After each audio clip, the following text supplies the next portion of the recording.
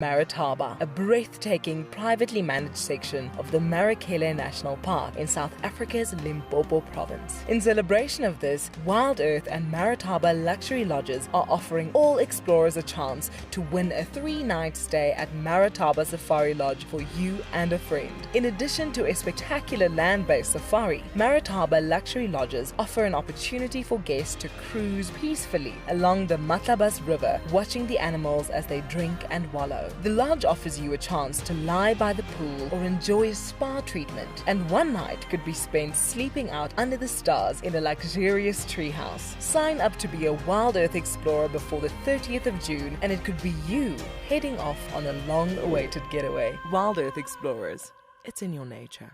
The Mara Triangle is a jewel in the Kenyan conservation crown, and thanks to the dedication of the Mara Conservancy, it thrives as one of Earth's greatest national treasures. We have been experiencing a reduction in the whale snails that we collect on a monthly basis, and this is basically attributed to our intense patrols. Over the years, this courageous team of anti-poachers has reduced poaching to almost zero. Mimi naitwa Stephen Olereso. Nimefanya kazi miaka 16 sasa. Kuanzia miaka 2002. Hao wanadamu ni wenye utua sana inaogofya ni wale wenye wanaenda kama ndovu. Wanatumia kama bunduki. Sasa hiyo ndio huwa inakuanga hatari sana kwa sisi. As a result of the global pandemic and the massive reduction in tourist revenue, the Mara Triangle is facing a financial crisis. They need your help if they are to continue their ability to protect this magical land. I'm Nikki here at andBeyond in Ngala in South Africa. I love getting questions from viewers about all the small things within the environment and how it all is integrated with one another. If you want to ask me any questions, please simply register with the WildEarth website, head across to the Live Safari page, and then post your questions there. I'm looking forward to chatting to you on my next WildEarth drive.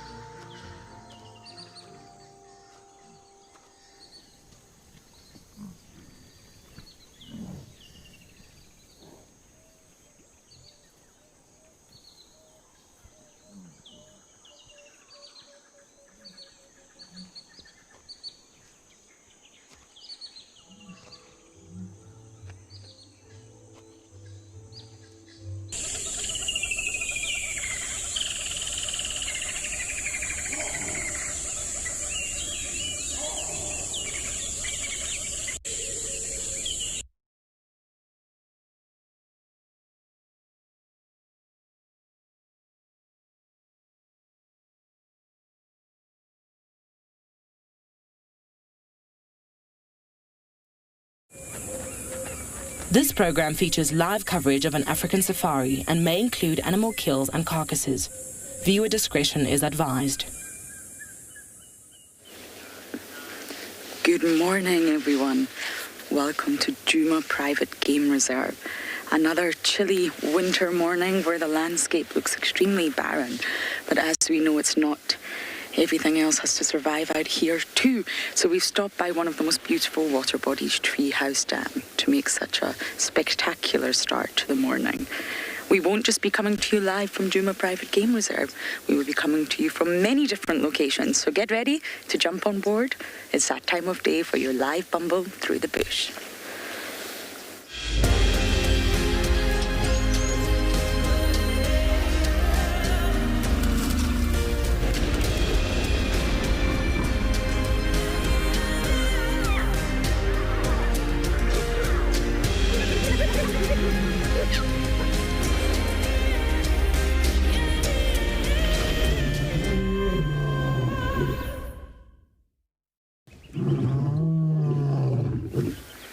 Welcome aboard Wendy, everyone.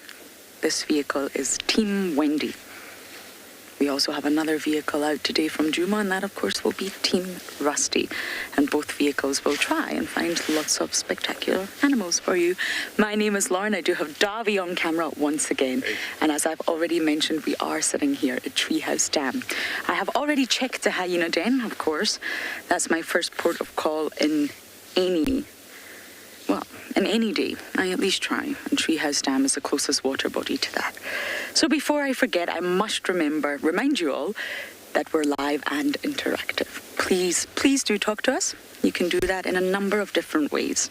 #WildEarth on Twitter, @FC on the YouTube chat, or you can head over to the WildEarth website.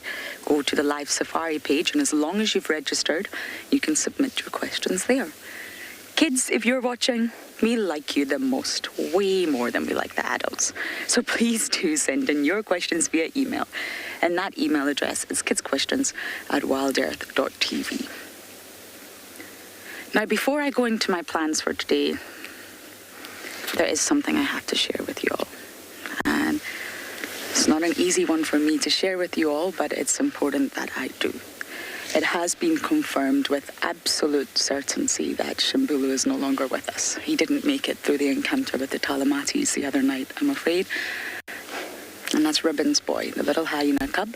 And Ngwazi's brother Shimbulu, unfortunately, is no longer here. Yes. So I thought, we're at a water body. Let's just take a moment to think about little Shimbulu and listen to the sounds of the bush.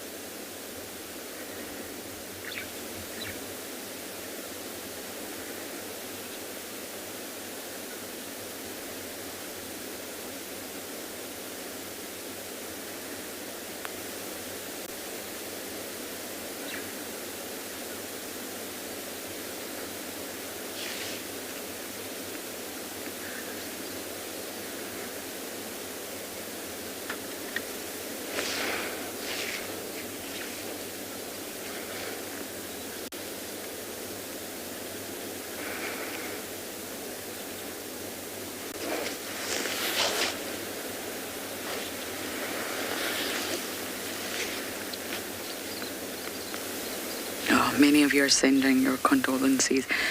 It's very sad.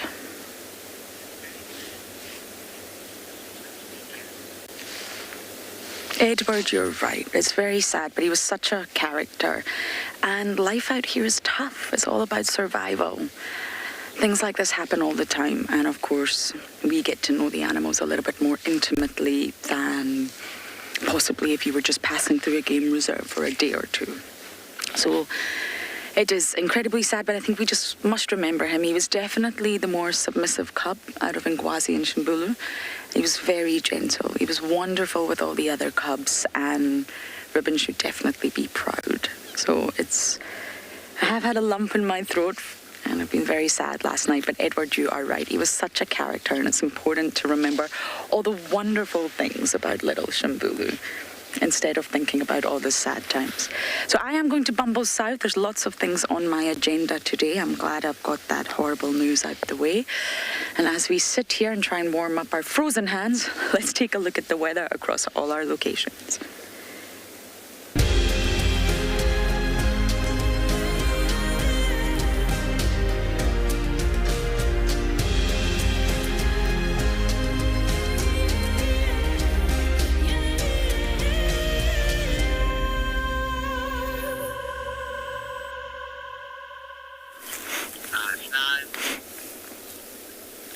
Good morning, everybody. It is a cold and overcast morning. I'm John T. We've got Darren on the camera. And we up on checking along this road. We want to see if we can find any tracks of Tavangumi this morning. There was a report that someone saw tracks along here. So we're just driving slowly along to see if we can find some tracks. But shame, it is a sad morning for that poor little hyena.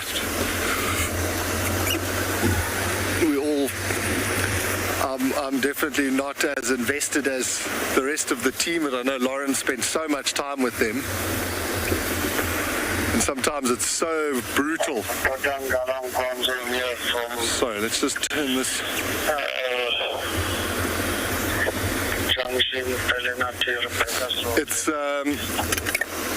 It's sometimes it's very harsh out here, so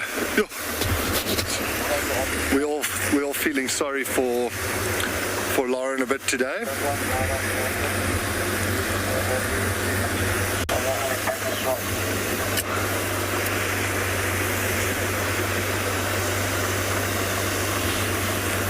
So this on the left here, this is where Tavangumi was the other morning. So he's been AWOL for sort of nearly 2 days now. So it's time to find him and catch up and see what he's been up to.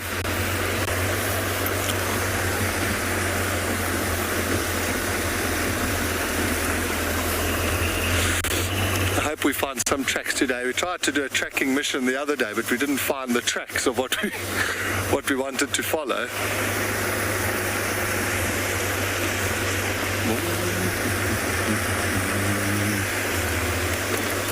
There's a hyena.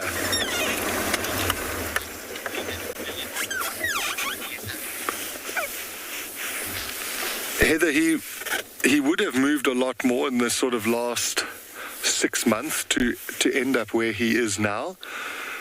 But no, once I think this is where he's going to establish himself. He won't necessarily move more than another leopard. How lucky to just bump into this hyena walking down the road.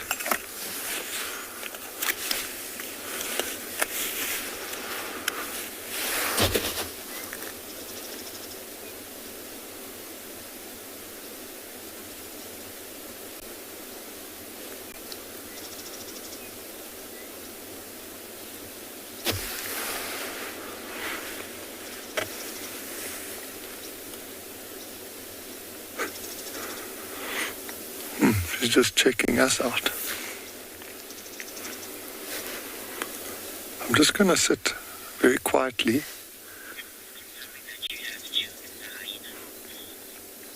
I was thinking it was June. Darren told me the other day that her left ear was a bit floppy. I'm just going to sit quietly and let her walk past the car.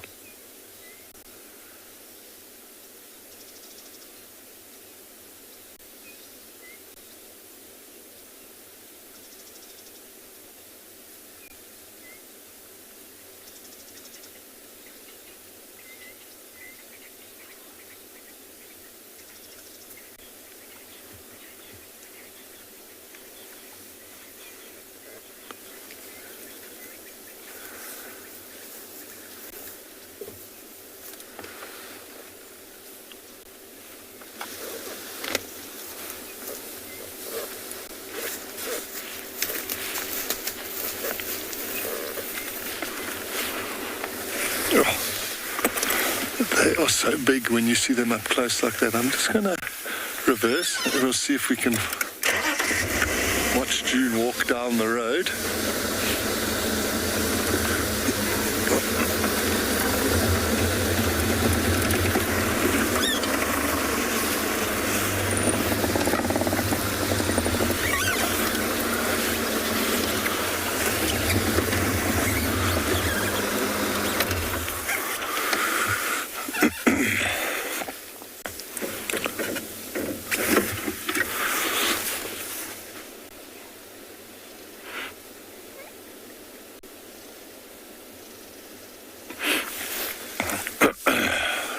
I'm assuming June was out on a bit of an evening patrol.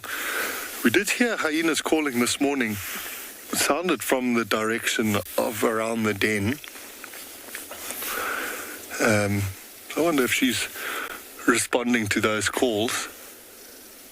Oh, something got her nose there. It's amazing, such an acute sense of smell. I wasn't going to go there, but I'm going to go now. Hyenas often lead you to a pot of gold.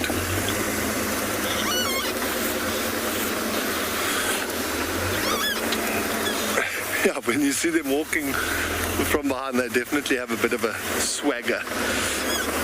But it's always worth just watching them a little bit. I mean, she was very relaxed walking down the road. But if you ever see hyenas, when their ears sort of tilt forward and their tail comes up a bit, they might be onto something. But you saw she was walking dead straight. Something caught her smell, caught her scent.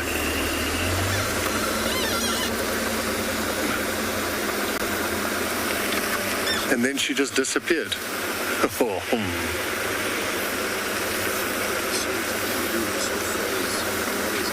Yeah. There she's coming back. So Odie's also with us this morning, just cruising. He was just saying this is where Tabangumi was waiting for those impala the other day. So I don't know. She's coming back out here.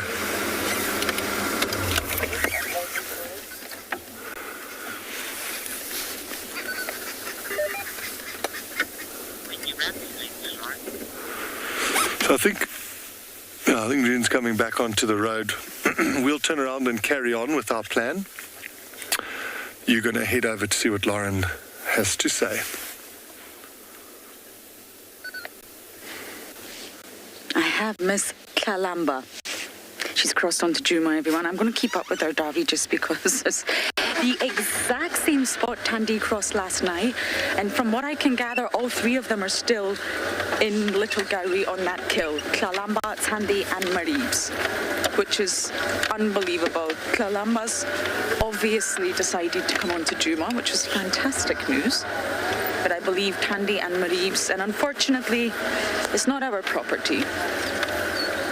I can see her dab. I think I'm going to get a gap here. It's the exact same spot we had Tandy without.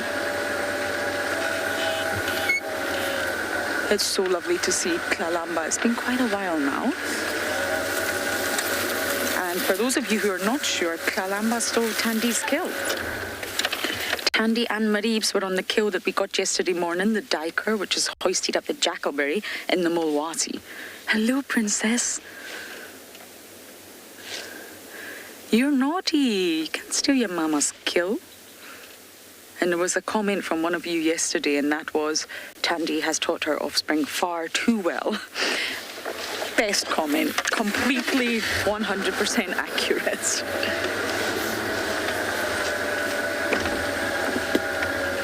Okay.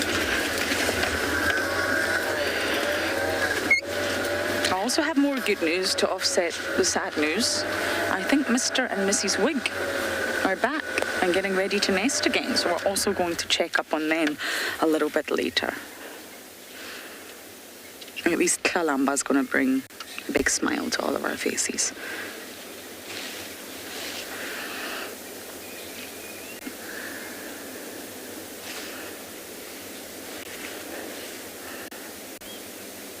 Kim, absolutely. 100%. It's colder. By moving, they're keeping warm. Even in summer, they will move during the day, but generally speaking, especially at this time, the sun has only just sort of popped its head up in the sky. We find that the predators are a lot more active.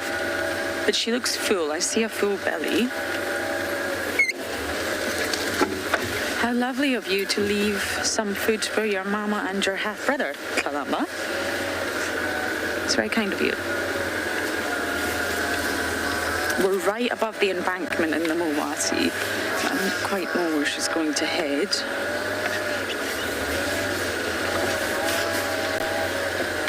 It could get a little bit hairy soon. It is Kalamba after all. We got really lucky. We just came down to see if we could see any views of the 3 leopards, and she popped out in front of us, which is exactly what Tandy did. Oh, many of you are happy to hear Sedgwick's parents are back. We'll go and visit them, I promise. I'm also very happy. We've got a battle-ear chickadee. The African hawk eagles are nesting on Central Road, and now we're going to have Mr. and Mrs. Wig. And if those of you who are maybe not sure who that is, it's a pair of spotted eagle owls. They followed for quite a while. Okay, we're going to keep up with Kalamba as long as we can, and we're going to send you guys over to John D.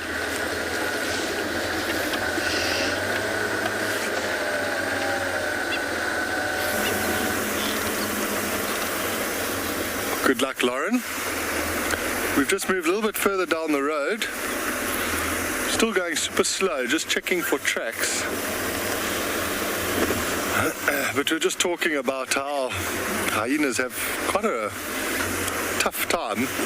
So I don't know the whole history, but I was just being filled in that June was the matriarch, and she got displaced.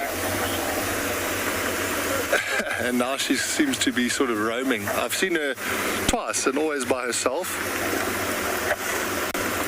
But it was interesting the other night when there was that commotion with the lions and hyena. You could hear the clan members calling to try and get some backup. But unfortunately, it was already too late. So this is the area where the tracks were called in.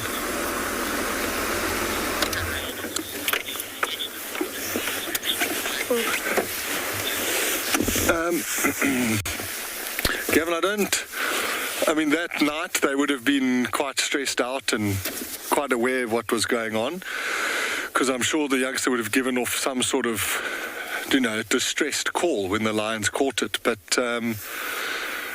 they kind of settle quite quickly. I have seen sometimes if something happens right at the I've seen it with lions and with leopards. When they lose a cub, you'll see the mom will walk around, and cheetah actually, you'll see the mom will walk around for a day or two calling the cubs. I haven't seen it with hyenas, but yeah, I don't know. And what I've seen, I don't think they'll be unsettled, but who knows? We don't really know how they feel. I just wanted to have a brief look around this intersection. This is apparently where the tracks were called in.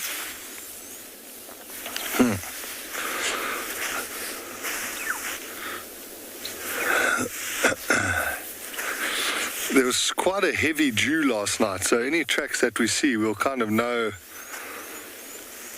are fresh.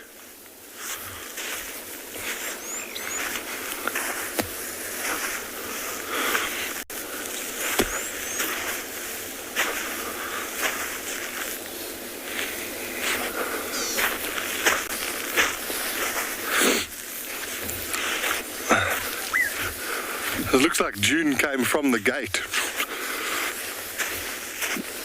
and walked all the way down here and in there. So I can't see any tracks there. Let's go down the break and we'll check here. Don't want to kick my morning coffee over.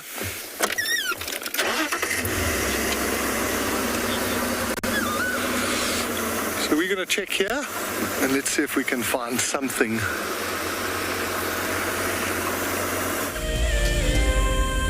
On board, we have a very special guest joining our live safari today. We have Sue Fogel, who has bought a ticket to Dream. It was an easy decision to purchase a ticket to Dream because I've been working with animals for my whole life, and I think what WildEarth does here, bringing live safaris into your home, is just remarkable. If you want to go on safari with a WildEarth guide, whilst honing your bush knowledge and of course featuring in one of our shows, then head over to our website. Well, since I've been watching for such a long time, I thought it would be a good idea for me to come here in person. Sign up to be a WildEarth explorer and you could be making your first ever on-screen appearance. If you have a chance to do it, I highly recommend it. To feel the sun on your face and the wind in your hair and to smell the smells and just kind of be in the animal's presence. It's undescribable. I highly recommend it. Across southern and East Africa, the Endangered Wildlife Trust works tirelessly to save species, protect critical habitats, and benefit people.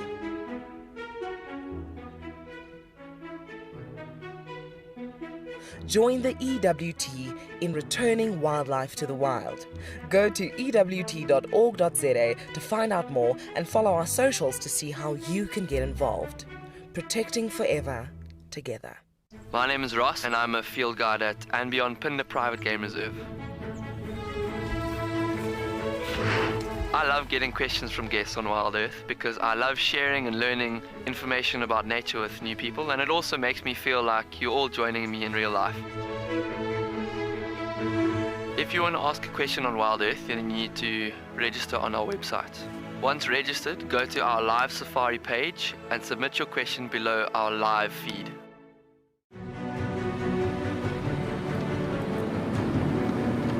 We've seen these ellies really chase wild dogs before. Let's get into the spot. There we go, there it comes. Look at that, isn't that amazing?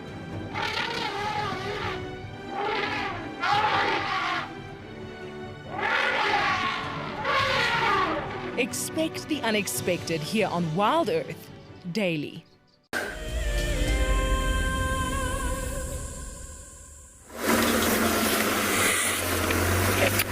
So, I've just had a bit of a hunch, because there's no tracks around this intersection that we've just taken. So I want to go check towards Sandy Patch again. Seems like Tavangumi has been spending a lot of time there in that area. So I just want to go satisfy an itch. I've just got some bizarre feeling that might be there.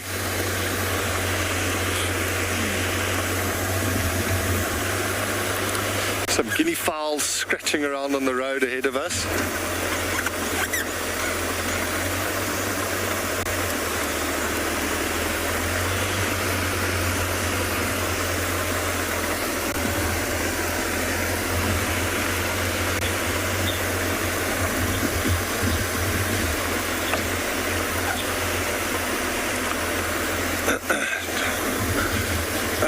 I'll just stop while these guinea fowls are playing on the road here. Jason, in areas where leopards haven't been habituated, I'd say they are very, very difficult to track just because they don't want to be found.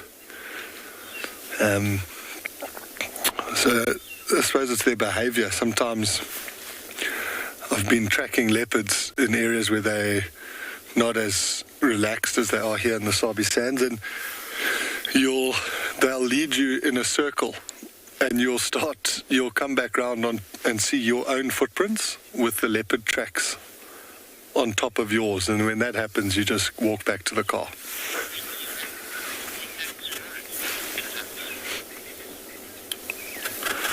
It sounds like Lauren's managed to catch up with the leopard again, so you're going to head over to her.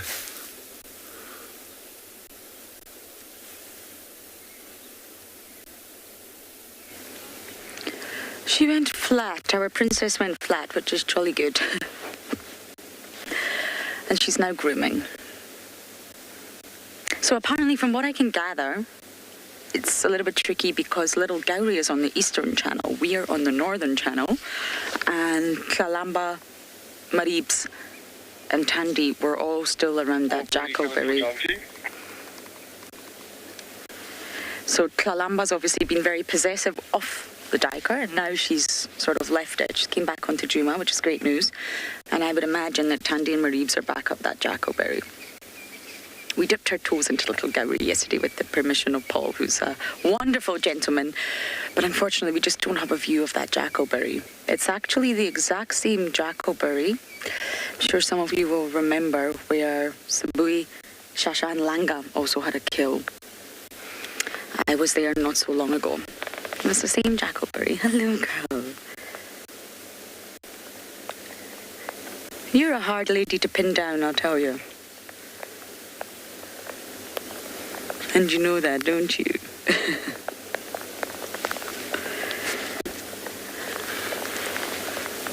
Oh, here we go. No, we're just grooming, that's fine.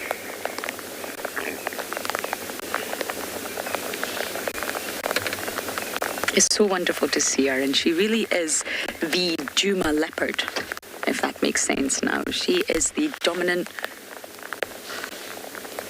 Okay, Sir 50, she's such a pretty girl, yes. Now, the skies have just opened on us, everyone, and we are obviously next to a leopard, so we're just going to ever so carefully put some covers on our equipment. It's light rain, but sometimes that's the most damaging rain. So just bear with us.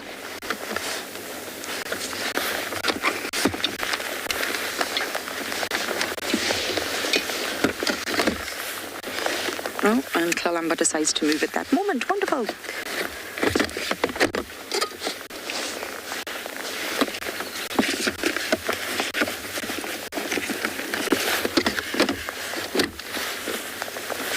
Are you keeping an eye on her, doggy?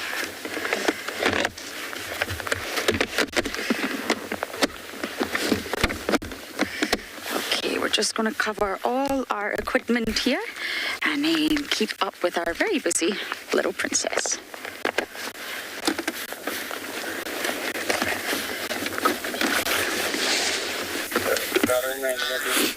So we just stopped. We thought we heard a jackal calling off on the side here,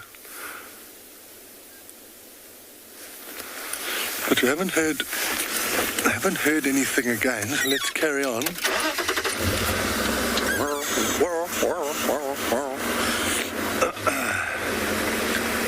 It sounded like a side-striped jackal, the brief audio that we had, but might have just been a contact call. Jackals will sometimes alarm call if they see a bigger predator.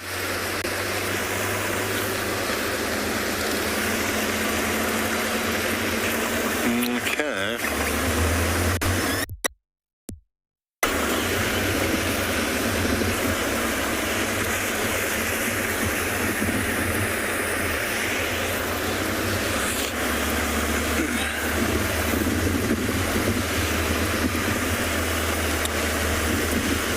So we'd also got clarity. The vehicle that we thought had called in that he had found leopard tracks, he was actually just saying he was looking for leopard tracks. There was a bit of a breakdown on the radio.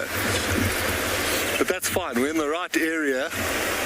So now we'll just go check. Like I said, I had some sort of feeling about Sandy Patch. We're about to go check there.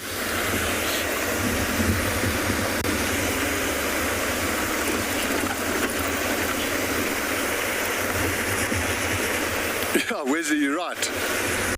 The only jackal I've seen was actually the other night when we rushed out to go and see what all the commotion was between the lions and hyenas. And there, by the dam camp, we saw a side-striped jackal, which was pretty cool.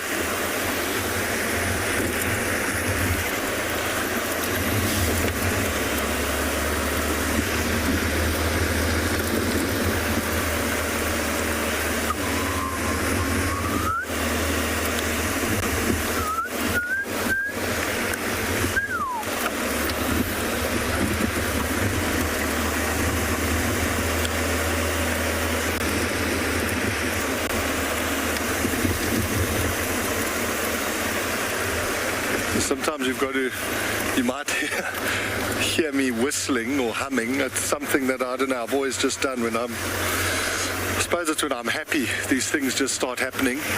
And I have to catch myself, because now obviously I've got a microphone, so I'm sorry if you sometimes hear me doing that.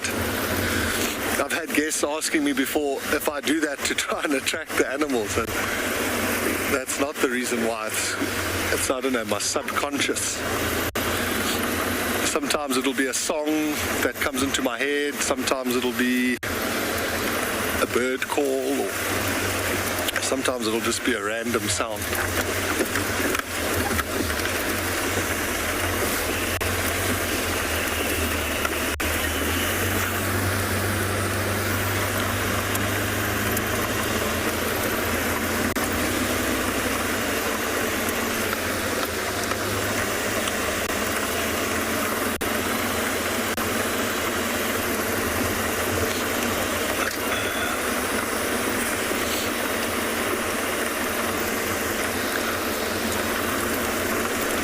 Beautiful hammerkop just flew past us, did a little low flyover.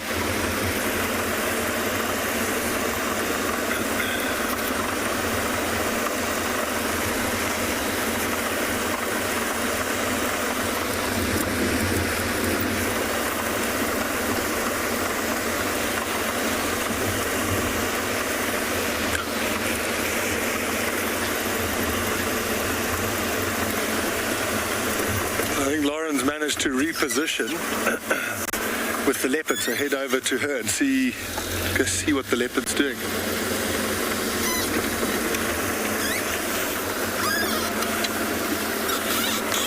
I am indeed keeping up with Kalamba. The rain's getting slightly heavier, which is not ideal. We have covered all the important stuff for now, but wearing glasses in the rain is really not fun. Someone should design little window wipers for glasses. You can just push a button and it goes.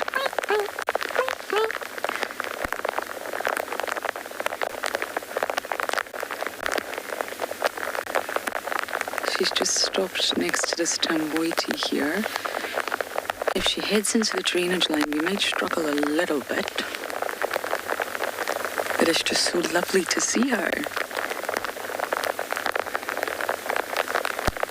Tamboiti bark is really rough. And sometimes you'll find the leopards walk right next to it to sort of itch that scratch, just have a good rub of their skin. And now we're scent marking.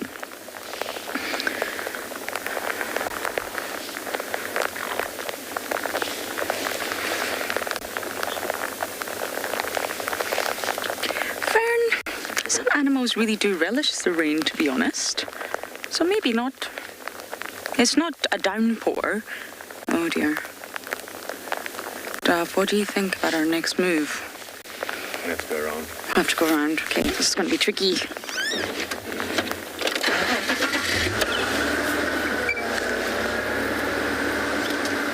But we'll do our very, very best.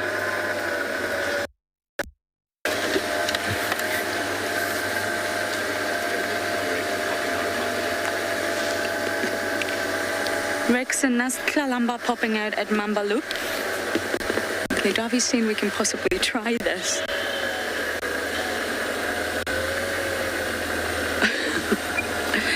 I think we can try it too. Wendy's a good old car. Let's see if we can manage this.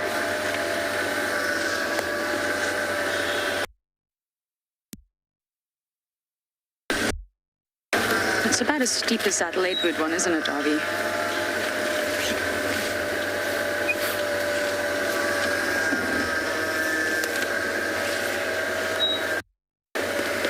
Oh my goodness. This is like a roller coaster in the rain.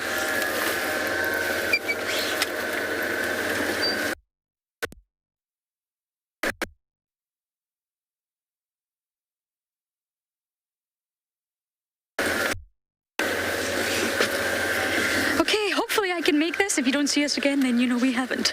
But for now, over to Jonty. Where Tamangumi came the other day, he was actually lying in this clump of grass. But there is a set of tracks for him. He must have had a drink here. The only problem is it's so hard. Obviously that's soft mud. And then it's this hard, dry, it's like tarmac. So we're just trying to see. I'm not convinced. I think those are the tracks from the other day. But we'll definitely work this little area around Sandy Patch here. But it's good to see a track, at least one track.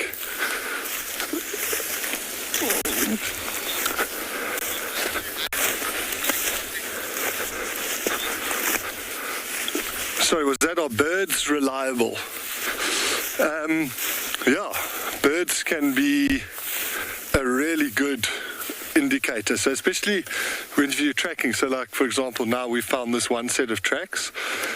If we find some more tracks and we're busy following them, if we hear birds start alarming in front of where we're tracking, then you kind of know you're on really fresh tracks. So they can be reliable. But they can also send you a bit off track, because like I've seen Franklins watch a leopard walk past, and then the leopard will be 50 meters past it, and then they start alarming, and then it can kind of send you a little bit off track. But they still tell us something. There's a few raindrops coming, but let me turn the car around. We'll go check along this road here and see if there's any tracks. I'm just going to pop our bum in here, Darren.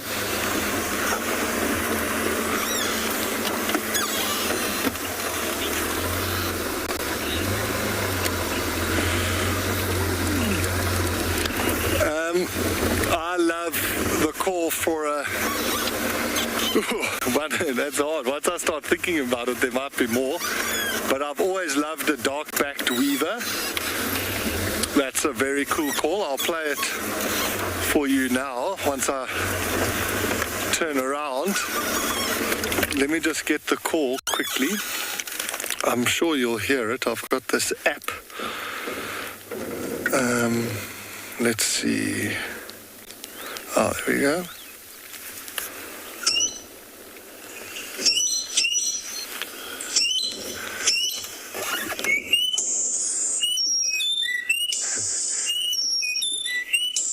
I hope you can hear that.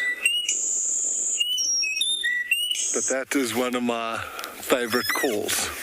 It's also a really beautiful bird.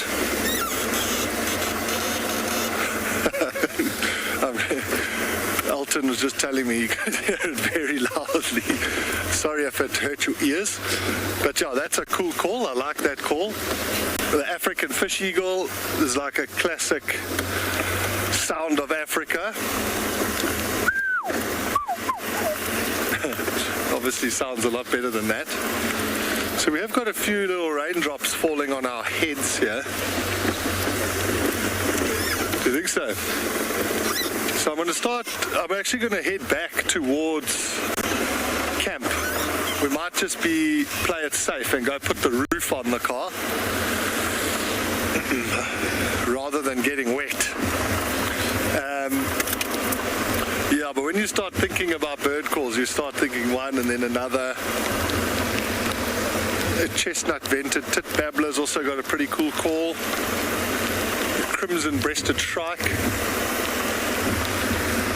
Oh, that is weird. There's just, you can see there's like one band of rain that's coming through here. So I think I'm definitely going to warm it up a little bit and try to get us back into camp before this rain gets heavy. It does look like quite a thick band. And we'll see if we can get the roof on.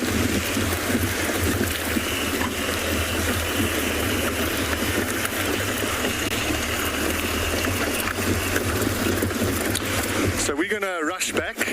You're going to head over and see the dam cam and see what's happening. And as soon as we've got our roof on, we'll be back out live looking for some beasts.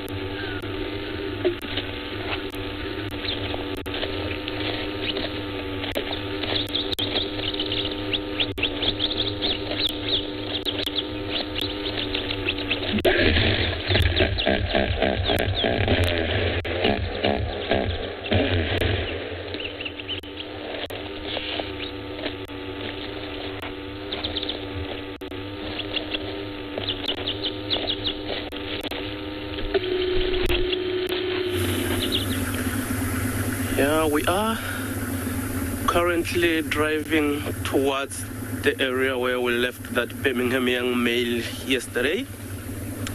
A very good morning to our viewers and warm welcome to andBeyond Ngala in Kruger National Park. I am Marcus, and of course behind the camera I've got Mpo. There goes Mpo's thumb. And yeah, I would like to apologize for earlier.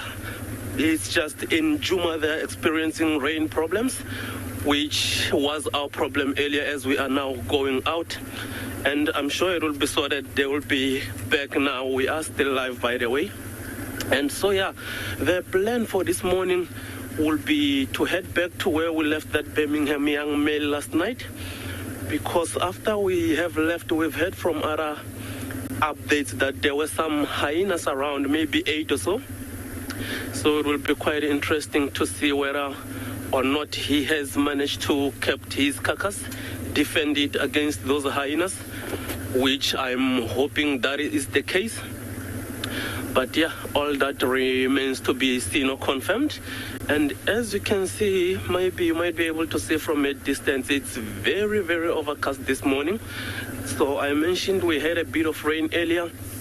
And yeah, it is still touch and go. It can rain at any given time. And here we have got about, it's about 12 degrees Celsius this morning at Ngala, which is 54 degrees Fahrenheit. Not as cold. Well, I think it might be because of this cloud cover, so it's not too cold at all. But yeah, it's kind of a fun weather that we have got now. I know that we do get some light drizzles in winter, but not like this that you get in consecutive days. But of course, it is what it is. Sometimes we do have to roll with the punches. Yeah, so it is still a bit of a drive to that water body that we left that Birmingham young male last night. Maybe it will take us another 12 to 15 minutes. But yeah, I would really like to see what might have happened last night. But he is a big boy, like we mentioned. Like, these hyenas sometimes will think twice before trying to mess with him.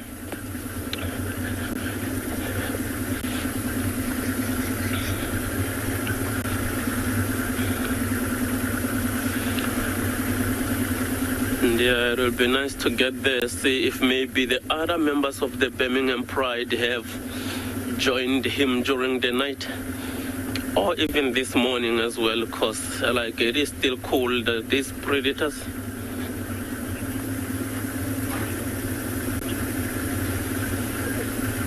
Yeah, we are as happy, Jessica, to be out, because we were geared up for the morning, and as soon as we were about to hit the road, that's when it started pouring a bit. And then we, of course, had to remain in camp until around 7 or so. That's when it sort of stopped. And now we can be out, as you can see. Because, of course, there's nowhere else I'd rather be than out here in the bush, sharing the beautiful magic of the bush with the viewers.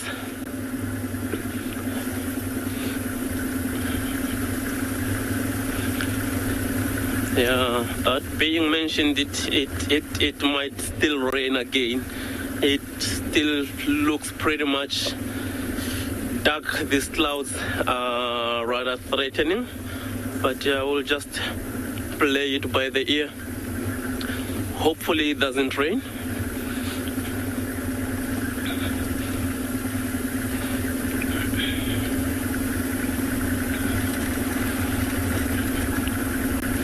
There's a check of my level of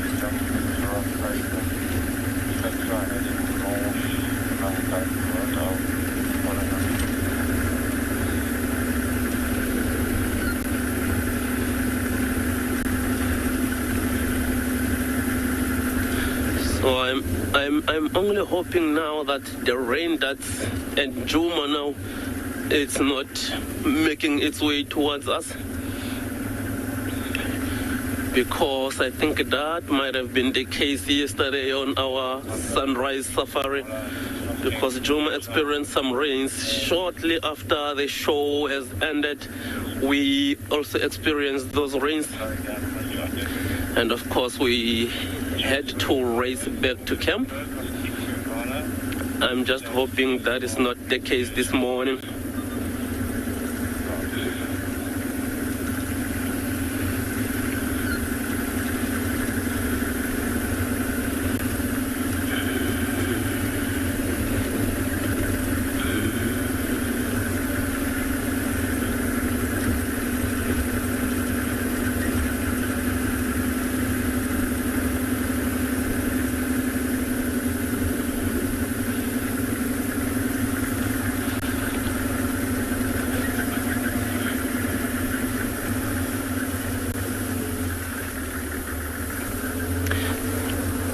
Here we are in that Timbawati dry riverbed.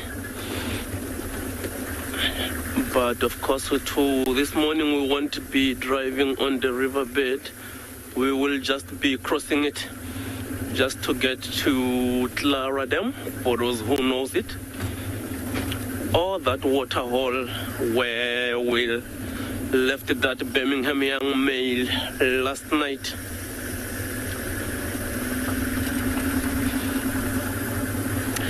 And I still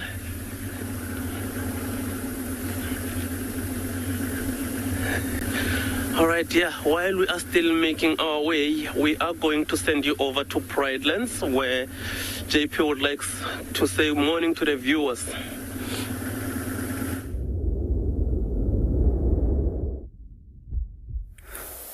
Good morning and welcome to WildEarth. We're live on Bushwalk and we already started our walk a while ago. We're currently standing at a dry pan that had water several months ago and it's now totally dried up. We're always amazed to find how many of the tracks are still, that we can still see after it's even dried.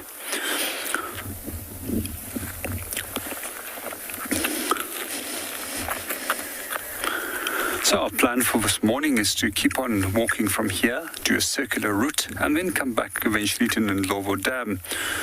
So my name is JP LaRue, and behind the cameras we've got Craig for the morning. So there's a few of the things that I would like to share with you about these little pans. So as that they are seasonal, they dry up after there's no longer any rain that's been falling. And what we find quite often with many of these pans throughout the eastern half of South Africa is that they can also hold eggs for fish that's known as killifish. So we find that this very unique species of fish will often deposit the eggs in the mud. And then several months later, once there's correct water pressure being reached again, these little fish will then start, eggs will hatch, and the fish will continue its whole life cycle. There's another species of fish that we find in the eastern half of South Africa and further north, which is known as a lungfish, which will often also dig into this mud and then wait for situations to become better once there's rain again. I can remember there was a story that I read about a lungfish where mud was taken from a wallow and they used it for making buildings, blocks. And some 2 years later, after the building was erected, one of these lungfish started coming out of the mud of this mud hut once it started raining. We also sometimes find that terrapins will dig themselves into this. Another common fish species that we find in the area, which also digs themselves into the mud, is known as catfish. I was absolutely surprised in the 2015 drought period after that there was no rain for a long period of time. But with the very first rains, that these catfish started crawling out of these little mud wallows. For those of you that are joining us for the first time, these mud wallows often start off as a single footprint that was created by elephant and a muddy surface. We then find that species such as warthog will come and wallow in there, and eventually larger animals such as buffalo and also rhinos will come and wallow in there and take more and more of the mud. And on the end, we also find elephants who use these. And then this becomes home to a number of other species, such as frogs, fish, as we discussed already.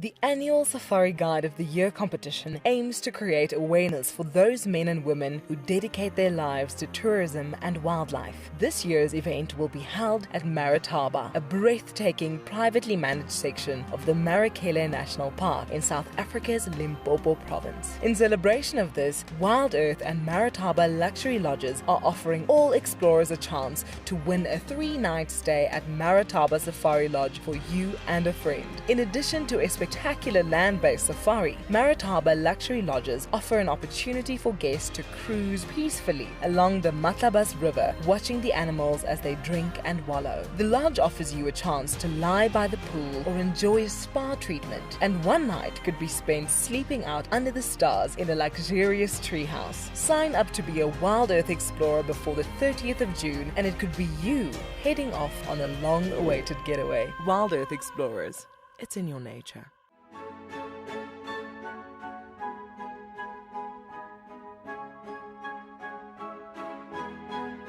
The Wildlife and Environment Society of South Africa, WESA, encourages people to care for the earth.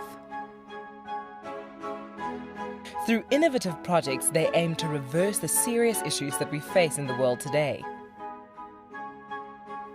One of these projects is Green Coast, a proudly South African award for sensitive and well-managed coastal sites. This sustainability project protects our national coastlines while providing unemployed youth with a love for their environment and a hope for the future. WESA is a membership and volunteer-supported organization. Every supporter is helping to change the only earth we have. Visit our website to see how you can help care for our earth. I love being a cam up for WildEarth. The animals coming right up close to you, especially like lions. Sometimes you get nervous, but you have to go with the flow. My favorite animal to film is the elephant because of how big it is. But when it's really up close to you, it's one animal that you would say, I really respect you.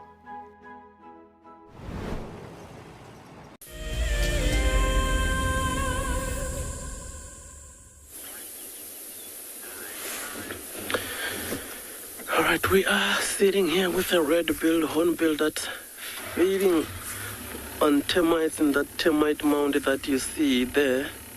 And this is not actually very far from where we last left that Birmingham young male. So I think for now we are going to leave this hornbill to his breakfast on that mound and continue making our way towards that water body.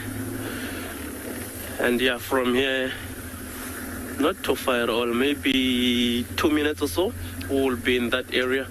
And it will be quite interesting to see, like as we're coming now, we could hear some hyenas.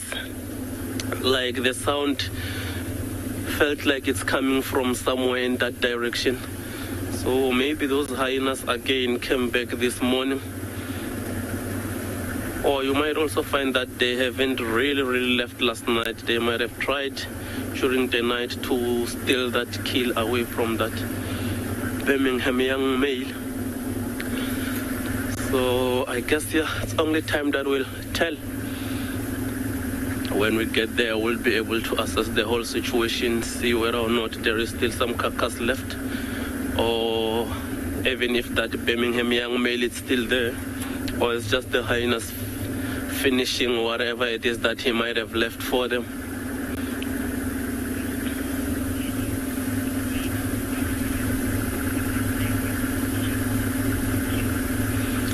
So, very good question from Kevin. It wants to know whether or not the hyenas do follow lions or they avoid each other.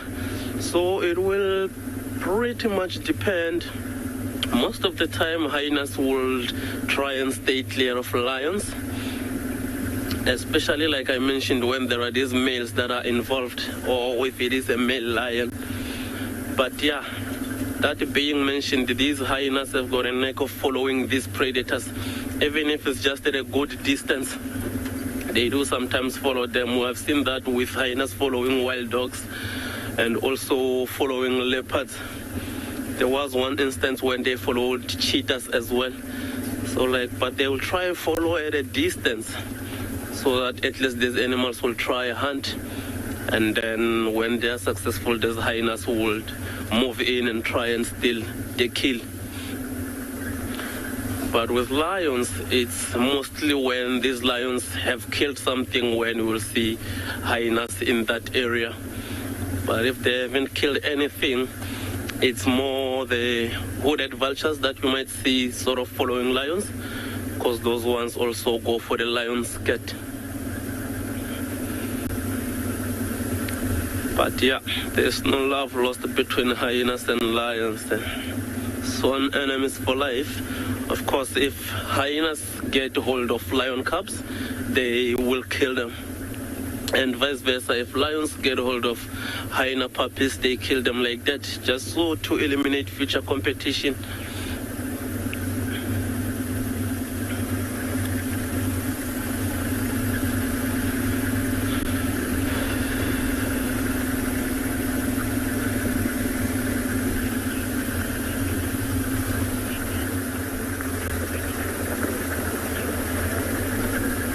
Can you please kindly repeat that question for me, Jessica? It broke up quite badly.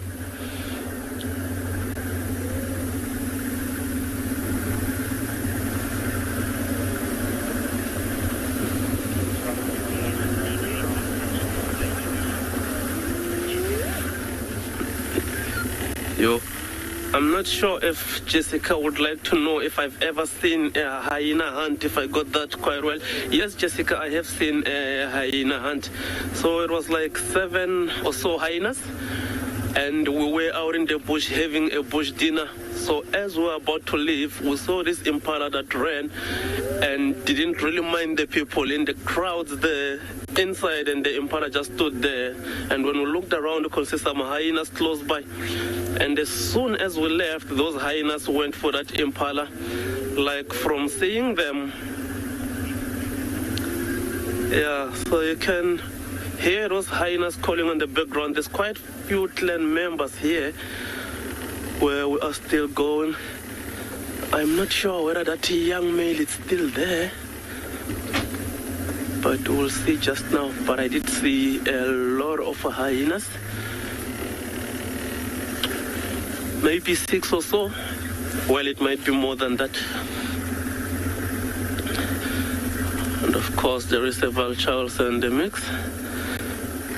And looking at these hyenas, the distance they're standing, so that's like, it is quite a lot of hyenas. Oh, and the young male is here also standing his ground. 8 hyenas at least that I can see here, but he's keeping all of them at bay. Quite nice to see. I'm trying to position in a way where we'll get all this action.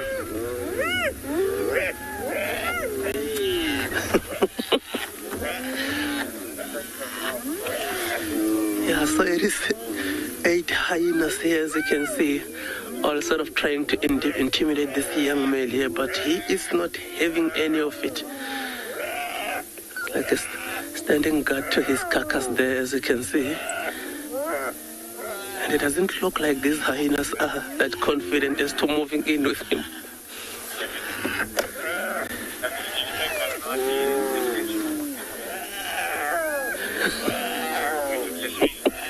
How cool. You see, they're just calling, trying to sort of intimidate him. But none of them are moving quite close, so they really know better.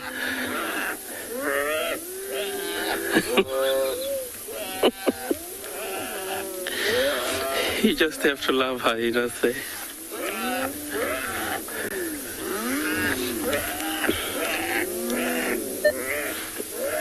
Stations, there is 8 clan members here trying, but yeah, this young male is still guarding his carcass. Channel 3, can you just go again with that update?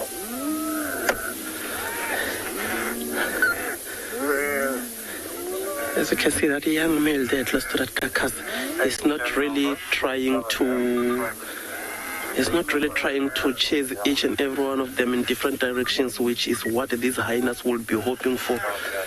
That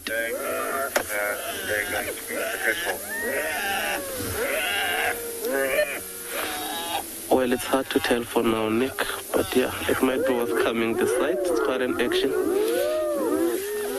Sorry about that. You see, that young male is now up.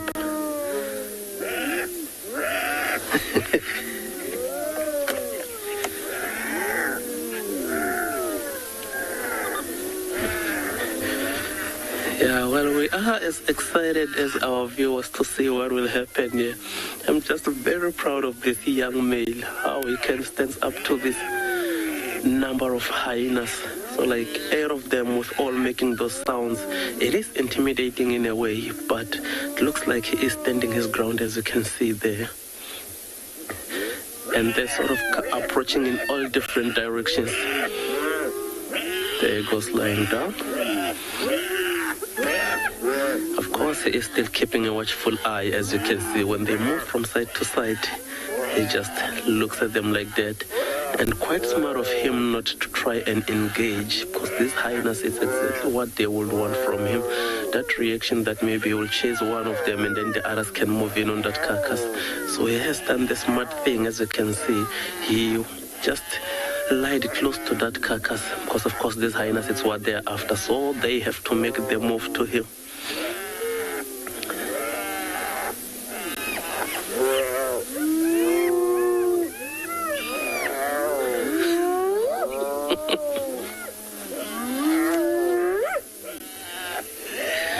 How exciting is this?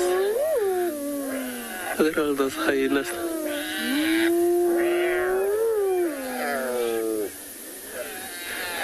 I just love how they are all trying to reposition every now and then, but none of them is actually confident enough to move in on that young male. But of course they know that sometimes it can be fatal to them.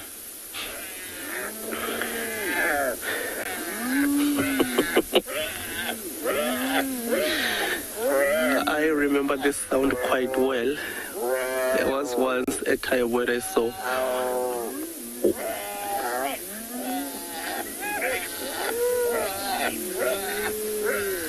I 100% agree with you, Nathan.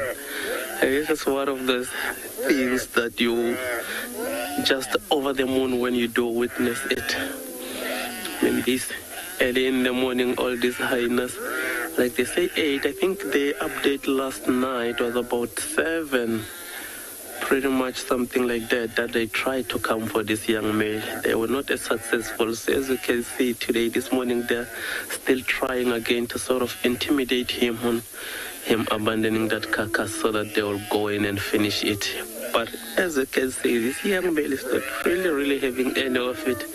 They're giving all these sorts of sounds. So like I was saying earlier, this is the sound that I heard. 3 hyenas after a pack of 17 dogs took down an impala ram and they wanted to steal it, and then the dogs came for these hyenas. So these are the sorts of sound that they will give sometimes.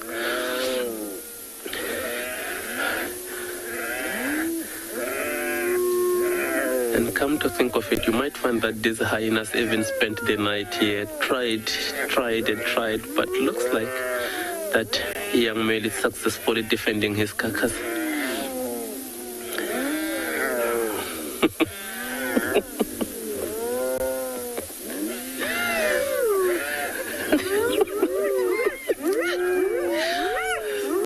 See, they're all closing in on that young male, but not confident enough to be able to take him on.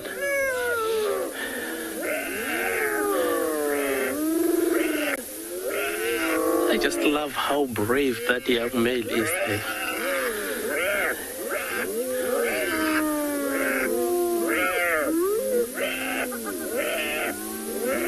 Now, a lot of viewers say that this young male is a survivor, and it's quite evident with this scene here. As you can see, he is truly a survivor.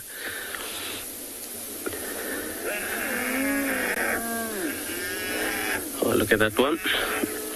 Moving in from the back.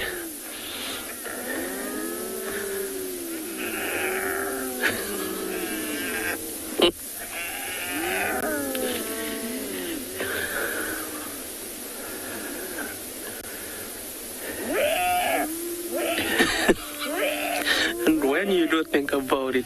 These species are both nocturnal, from this young male to these hyenas.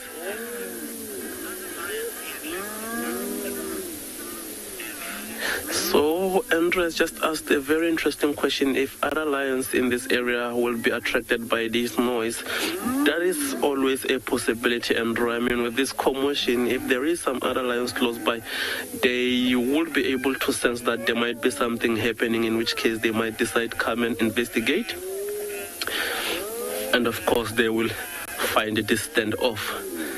And if it is the other members of the pride, of the Birmingham pride, especially the ones with the white 2, which is the one that mostly used to live with this young male here, they might even join him to defend that carcass. But of course, if it is the Ross males, they will sort of get rid of him, as well as these hyenas, in which case they might be able to finish whatever is left of that carcass there. I think actually I can see a 9th hyena in the background, but it looks like it's not really joining the struggle. So it's just this 8 that looks like they are not giving up. Of course, when it comes to patience, these hyenas are, I think, by far the best.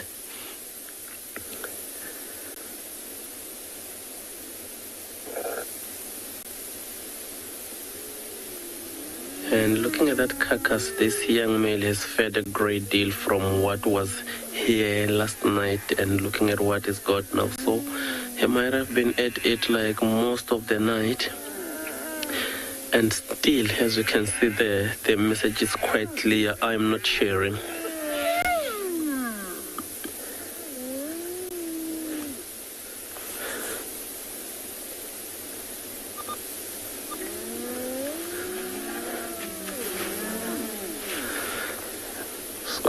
What you can see, there's one hyena close to us there. Looks like it's just posing for the camera. But of course, he's got his eyes on the prize, as you can see. And that carcass looks like there is still a bit left, at least if it's for that young male. But if these hyenas do get hold of it, like, it will be done quickly.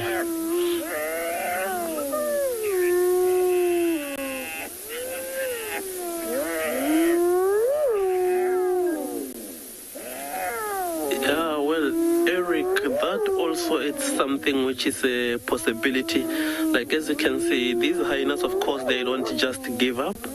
And that young male, you can see how resilient he is. Also, that I am not sharing, I'm not having my prize stolen by these hyenas. So it might go for as long as needs be. Like that young male doesn't seem intimidated, at least by these hyenas that are here for now. But with all this commotion, with all these noises, other hyenas might even hear it and decide to make their way this side, of which all of that remains to be seen.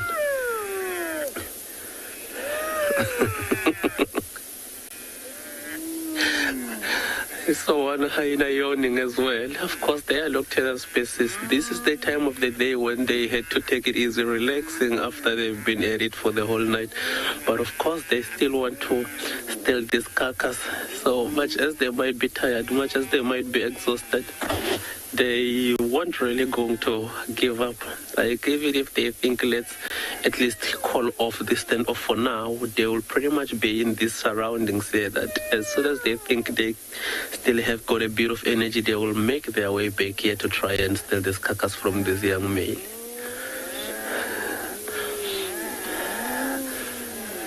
They're just moving around in circles around him, and he's not too bothered, if I can call it that.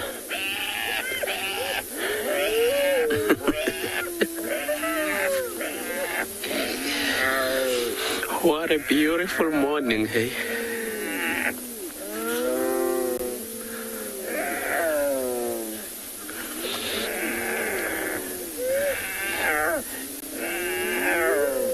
Seeing all these hyenas around here, I'm sure Lauren must be very jealous of the sighting now.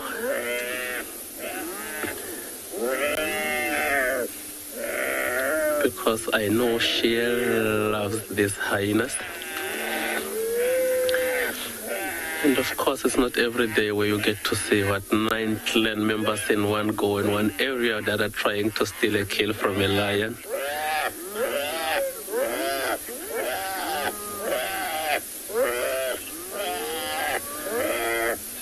Yeah, no, because I'm hoping something like that as well, because you never really know. Much as now he has managed to kept his prize, you never know if a lot of hyenas makes their way here, what will happen. And if it's him and him only, sometimes there might be a time where he'll just have to call off the whole thing. But for now, he is still keeping them at bay, which is quite nice of him.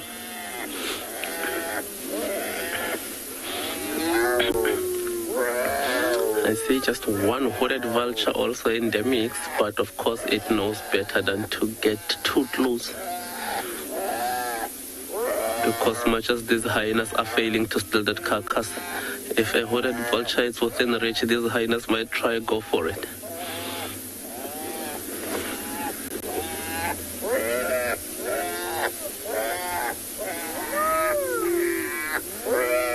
Alright, I am now going to try and reposition so that we have got these hyenas also on site.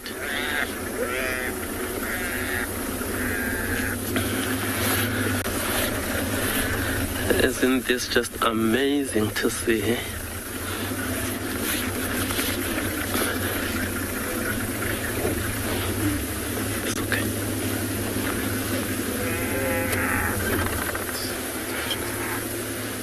Maybe reverse and face them straight head on. Yeah.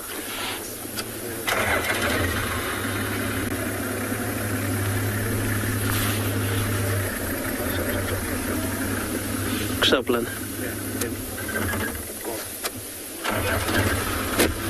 Like this.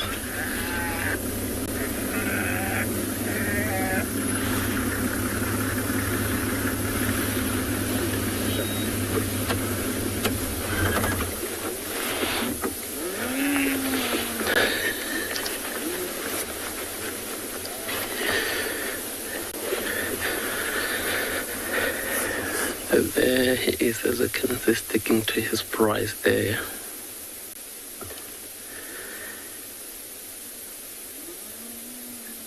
And those beautiful hyenas at the background.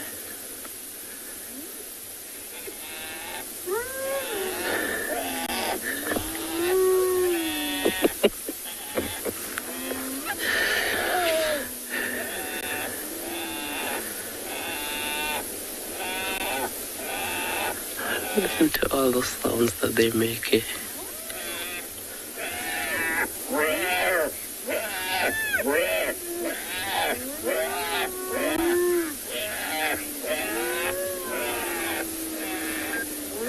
I agree with you, Bondubesh. Like, this is just wow. And of course, he is brave. He is sticking to his grounds. He's not having any of it. Like, they're trying by all means there to sort of intimidate him with all these different sounds, with them looking like they're moving in closer and going around in circles. But as you can see, he's sticking to his guns there. He is not giving up this one, at least not without a fight.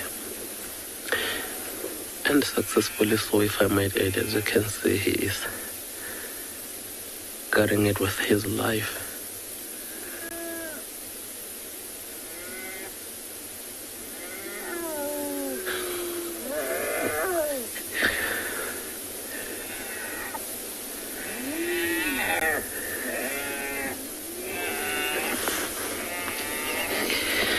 You just have to love hyenas, eh?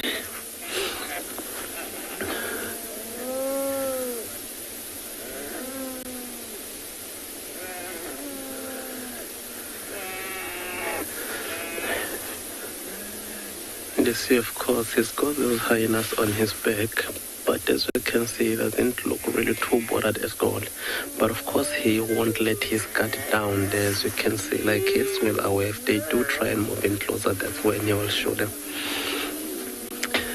That's when he might react. But like for now, I think this young male is being smart. Of course, like I mentioned earlier, these hyenas are hoping, coming in all different directions, hoping that it's gonna chase one of them, or at least two. As you can see, it's like two there, but the others will then move in on his carcass. So he chose to go protect the prize than that surrounding, which is quite smart of this young male.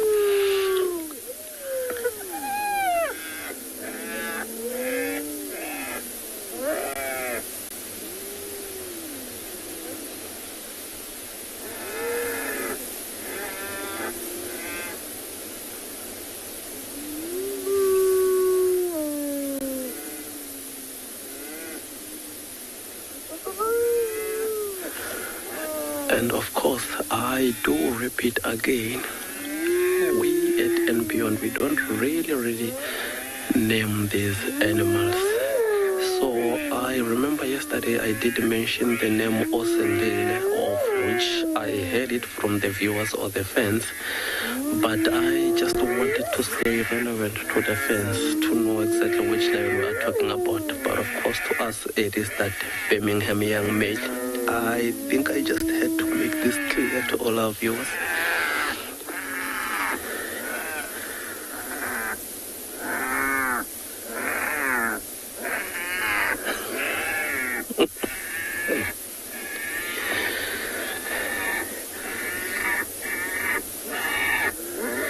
Oh, there goes the hyena choir there.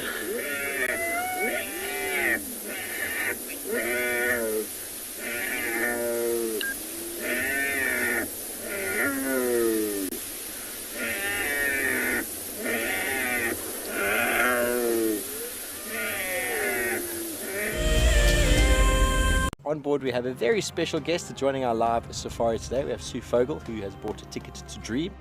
It was an easy decision to purchase a ticket to Dream because I've been working with animals for my whole life, and I think what WildEarth does here, bringing live safaris into your home, is just remarkable. If you want to go on safari with a WildEarth guide whilst honing your bush knowledge and of course featuring in one of our shows, then head over to our website. Well, since I've been watching for such a long time, I thought it would be a good idea for me to come here in person. Sign up to be a WildEarth explorer and you could be making your first ever on-screen appearance. If you have a chance to do it, I highly recommend it. To feel the sun on your face and the wind in your hair and to smell the smells and just kind of be in the animal's presence. It's undescribable. I highly recommend it. Take 27. I'm Carol from Chicago, USA. This is me 5 years ago. No music, no editing, real time. I was hooked. Thank you so much for that, WildEarth. I had lost my job and I also lost one of my pets. So WildEarth has seen me through very hard times, and I just want to thank all of you for being there for me when I needed you most. We love you. We start and end our day with you, teaching our grandkids all about nature through you, your wonderful educational safaris. We really do appreciate being on safari with you, especially when it's cold and wintry in Canada. And considering we've been in lockdown for 18 months here in Saudi and I've not been able to fly back to South Africa, I want to thank you for bringing your safari back into my life every single day and night. I love it, love it, love it. My name is Lauren and I'm currently working in Djuma Private Game Reserve here in South Africa.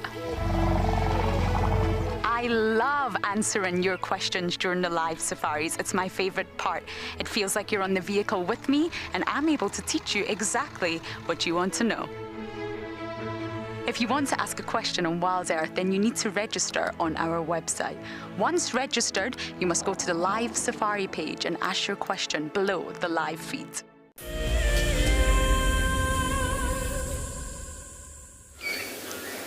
You are back live with us in Djuma from Team Wendy and Team Chickadee. Our little one has been doing lots of wing stretches, listening to every hornbill, every francolin, every bird call. Almost looks surprised there are other birds in the sky apart from mom and dad. On another tree, I've not seen chickadee on this tree. This dead tree of sorts. Now, Kalamba is very deep in a drainage with a 0.5 visual, 0.5 out of 5. So we are going to head back down that way. I just wanted to come and check on Tandy and Maribes to see if there was any visual. Then we got caught in a little bit of rain, but we're back in the game. No visual of Tandy and Maribes, but we thought it's all happened right across from the battle here, so we may as... Oh, we're getting so brave.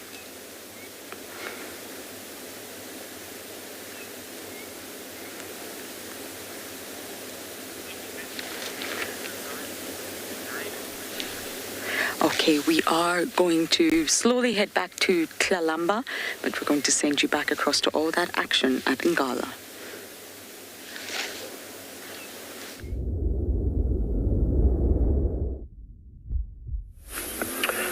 Yeah, welcome back to andBeyond Ngala, everyone.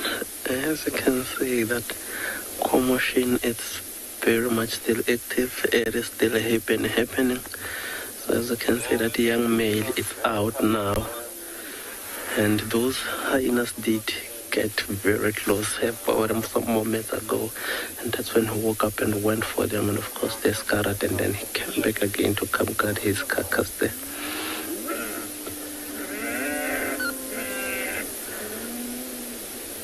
And look at that.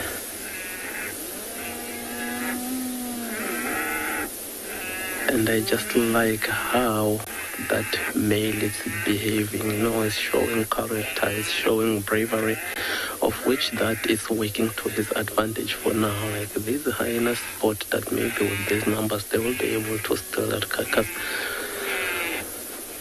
But of course, being these braves make them at least stay at bay, much as they do try every now and then to move in closer. But not close enough, as you can see. And of course, he is a big male now, so things can go pretty bad pretty quick for these hyenas.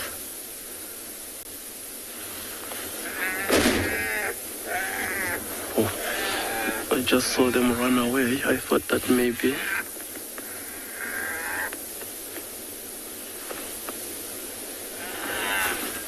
So I want to know if hyenas can kill these lions. Of course, there is always a possibility, like these hyenas have got the strongest bite of any land mammal. So of course, if they do get hold of this lion, if they ever will, they can kill him, even though for now their objective will not necessarily be to kill him, but more to steal the carcass that is got there. Because of course that will make them not lose as much energy, and of course it will be a free meal. Even though with all that singing it won't be as free as well, they would have ended. But of course this young male is not having any of that. And just some moments ago, as you might have seen these hyenas running, I thought that maybe they just saw another lion in the vicinity here, but no, it is still that young male sticking to his prize.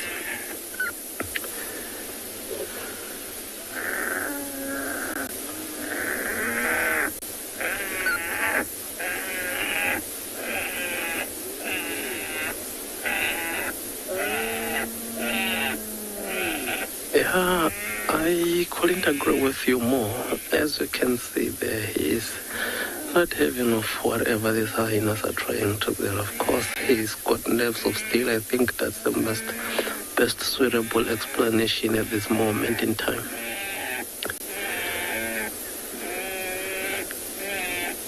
And you see, he shows them that he is confident, he's not shaken. Like some of them are behind him like that, but he can still, oh, there you go.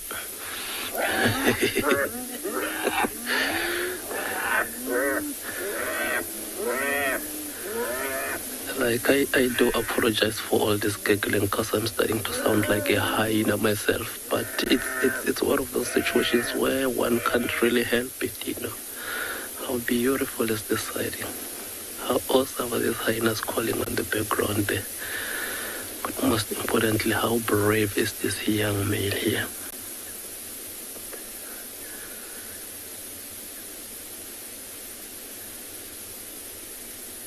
He's quite a big boy, as you can see him standing there.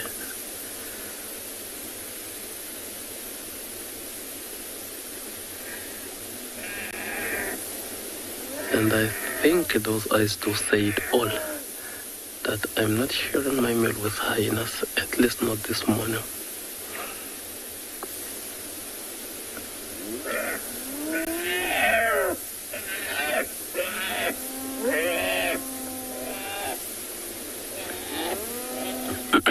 Excuse me. And that is how there is.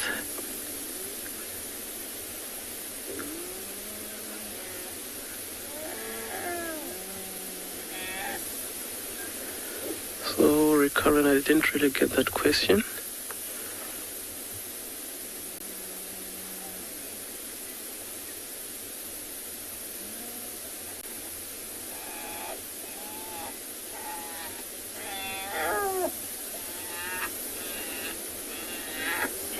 Also, Karen would like to know if the hunger of these hyenas would make them brave enough to go get the meal. Well, that is potentially what might happen. But amongst these hyenas, who is brave enough to take that first step to go confront that young male? That's the real question here. So, like, of course, they will get hungry. I'm sure they are hungry as it is, but of course, they know better. So it's more now about, do I stay hungry and risk dying, or do I stay hungry and actually try live to hunt another day or to steal another day, as the case might be with these hyenas? So of course I don't think any of them is prepared to be that ultimate sacrifice for the rest of them to be having that carcass there. So they'll look like all happy to keep their lives and stay hungry, as that is the case, as you can see on the screen.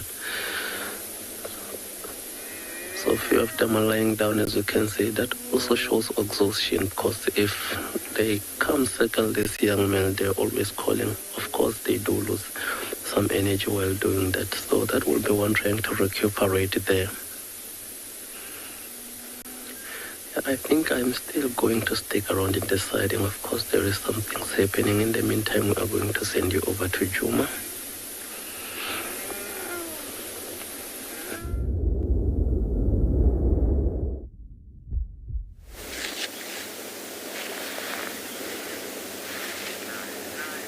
We have 3 hyenas, Djuma clanners, which is quite a bittersweet thing.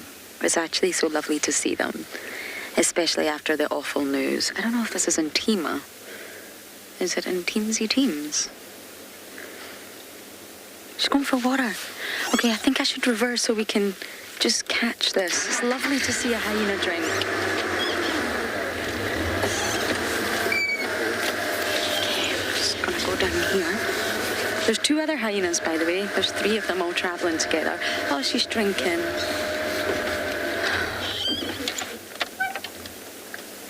Hello, you.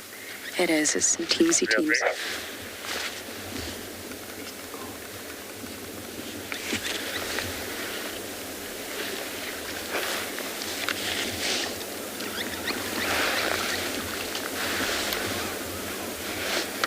I wonder if the other 2 is possibly ribbon. I'm not sure. I didn't get a close enough look. But I wonder if they're going to head to the Mulwati kill on Little Gowrie. Okay, you ready to move, Trav? Yep. This is the first time I have seen this lot in quite some time, I must say. If I just go forward, we might be able to get a look at the other 2. They went down this embankment of the Mulwati, right next to this jackalberry. I'm going to try and figure out who these individuals are, and as we do that, back over to Ngala with all the commotion.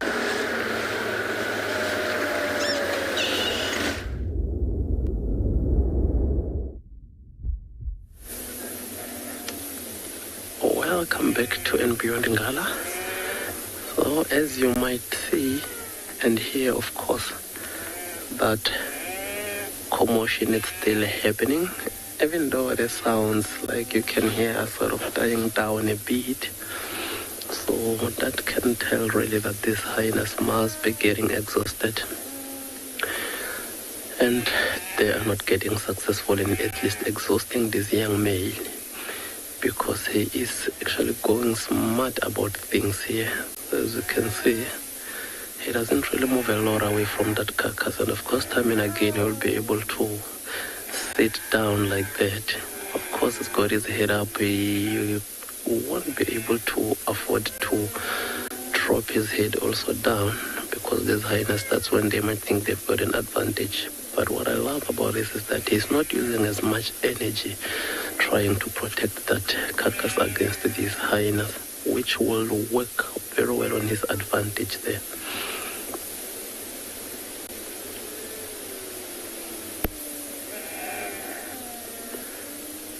See how a few of them now have laid down, so it's just those two that are still standing. The other ones have even moved away from him.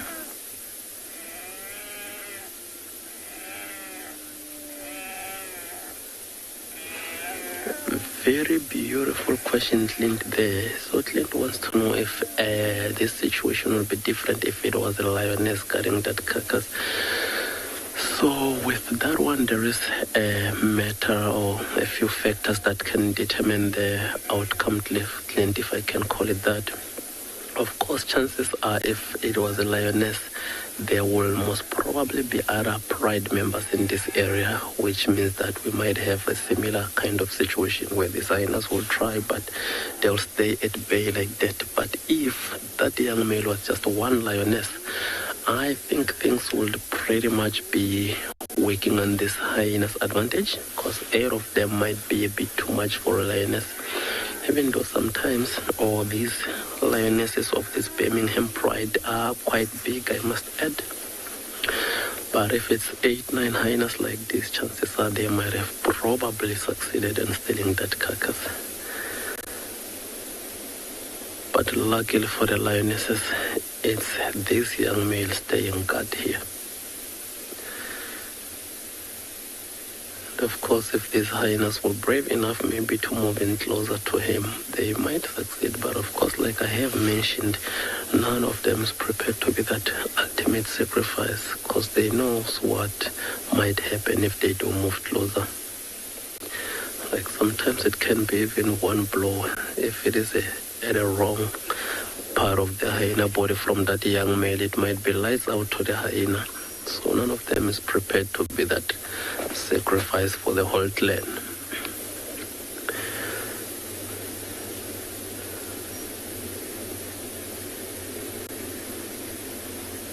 Yeah, it looks like the sun is starting to come out.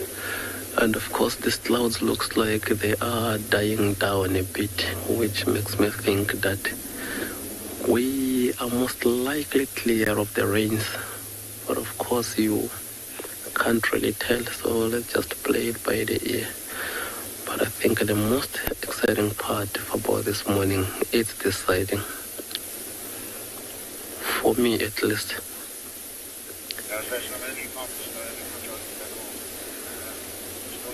So those hyenas have stopped calling now, but as you can see, they're just still around him. At least it's 6 that I can see now. Maybe the other 2 have moved into the grasses and lied down. So this will be these hyenas trying to regain some strength. Then they can go at it again. Try and scare this young man. But of course their scaring tactics didn't really work, so they will have to think of a plan B. COD, I think they'll need a whole lot of plans to be able to steal this kill from this young male here.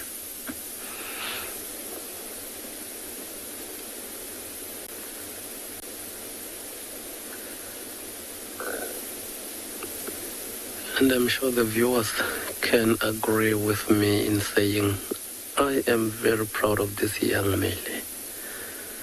He can stand his ground, he's got character. It will be quite interesting to follow his story, like what will happen of him what will happen next, whether or not he will join those youngsters to go lead that nomadic life. What a coalition there will be.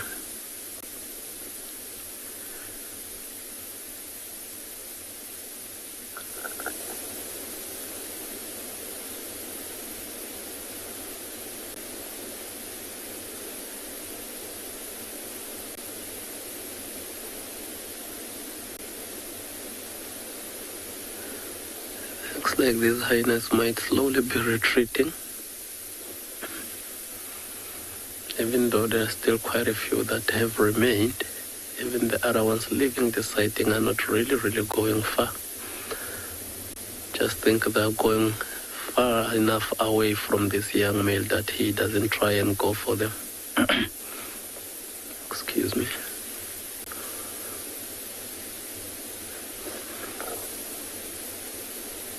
Now they're lifting their heads up. It looks like one by one they're leaving this area here. Alright, while I still stay with this animal, I am going to hand you over to Ndabezitha in Djuma for a quick update.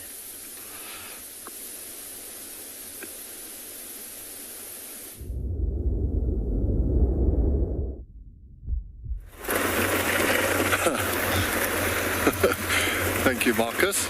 Jeepers, it sounds like Marcus is having an absolute ripper of a sighting there. It's a day after his birthday. It's a slightly delayed birthday present for the man. So after we rushed back to put the roof on, the weather is so good now, we just went and dropped our roof off. Just did a loop around quarantine. We're going to go and check the western parts of Djuma. See what we can turn up. If we find some interesting tracks, I'd love to do some segments on some tracks, just to show you some of the things we kind of look for when we're out here.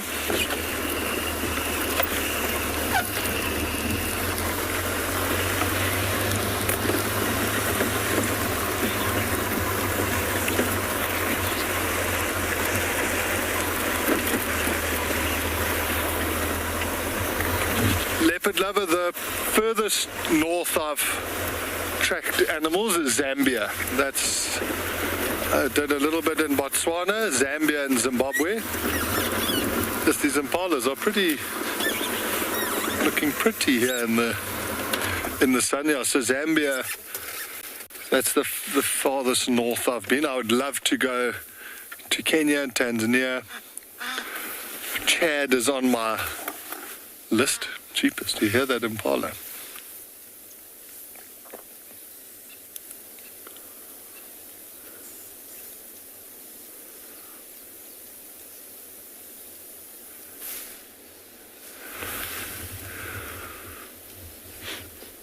You see how that impala is? It's busy using the front teeth on the lower jaw to groom itself. That's why their coats always look amazing.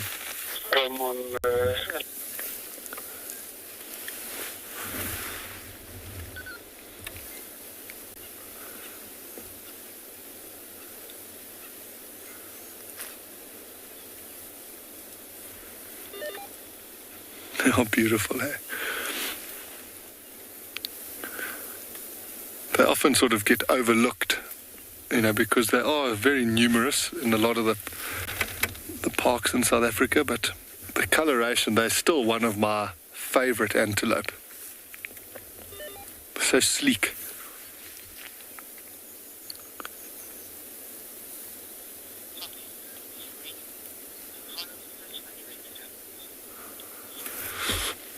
Yeah, Yuri, I agree with you. There's so many, and you always hear these like classic sort of guiding terms. They call them the McDonald's of the bush because of the M on the back of their bum. But they are so numerous. They're pretty unique. They're the only antelope in their family. They're not related to any other antelope, so they're unique in that way. And they're just so beautiful.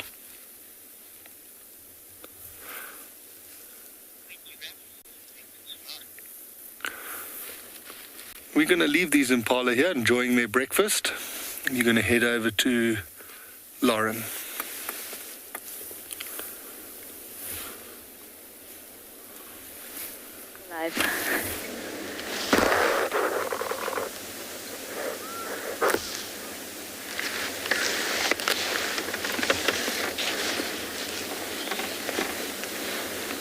Tandy and Mareeves have both popped out onto Gowrie Main, which is fantastic news.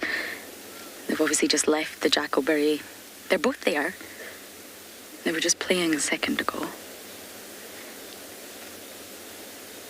So the kill's obviously finished, and I would imagine that Klalamba finished most of it. Now you can see the power lines. We are on a main road, I'm afraid. It's not the most ideal spot, but that's okay. I'll take it. We'll all take it. Hello, Tandy Cat. You've had a rough time, huh? But it's so nice to see Tandy and Mareeves still together. Oh, there he is, Dav. I can see him. Hi, guys.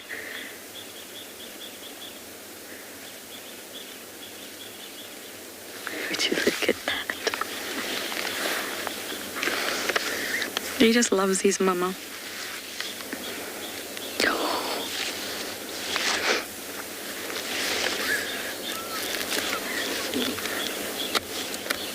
That is very, very sweet.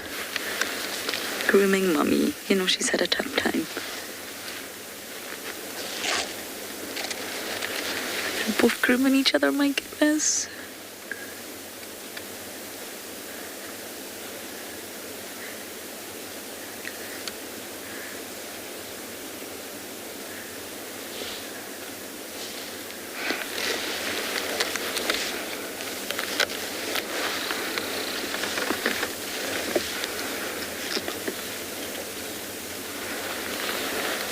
It wouldn't be a sighting if Tandy didn't make that face, would it?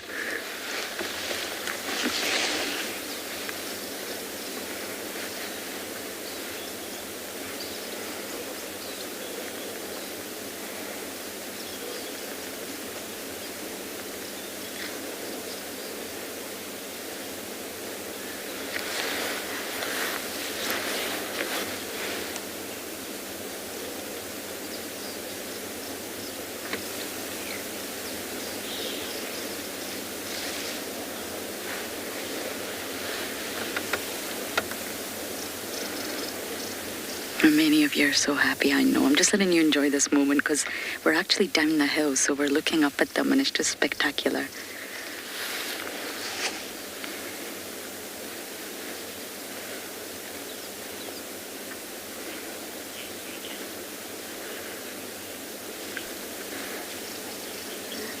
James Richard, your morning is made. We've seen all of them. Klalamba, Tandy, Mareeves. Makes me smile too after the sad news. At least we've got these wonderful spotted cats to make us smile.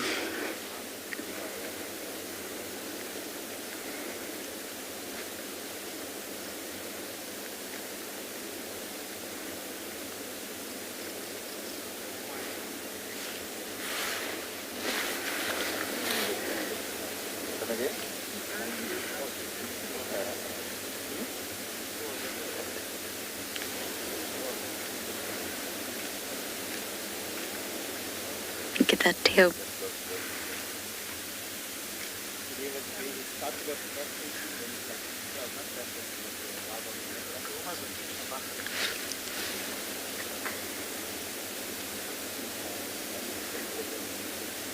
I think a few people were asking yesterday if Mareeves is independent yet, and he's not. It's normally closer to 2 years before the male is completely independent from mom. And he was a March baby. I guess he's coming up for 1.5 years, so it'll still be some time yet that we'll see this pair together.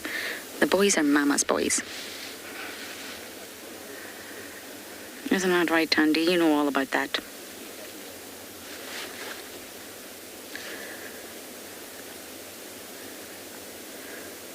Oh, so lovely. I'm so glad we got to see them all.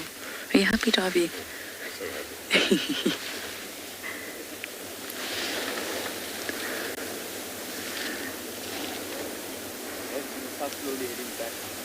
Donna, yes, absolutely.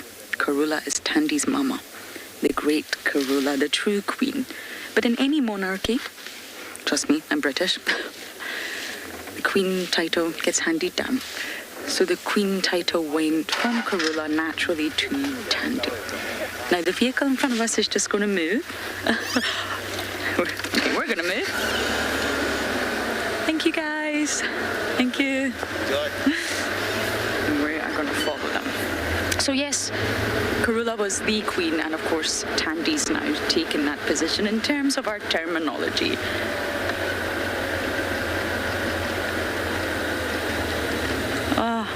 There's nothing quite like driving this road and just seeing this pair. Wow, it's really quite something. Mareebs is getting huge. Almost as tall, actually. Would you say he's taller, Davi? I think he is. I'm going to disagree with Dav. Just for the sake of disagreeing. Yeah.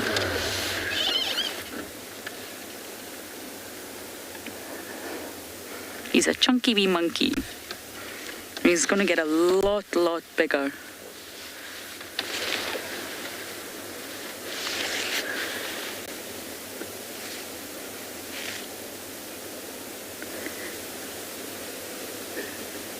So this is Gowrie Main, our southern boundary. To the left is Djuma and to the right is Little Gowrie. So we don't want them to swing a right. Just an update, Tandy and Mareebs are still heading east on Gowrie Main.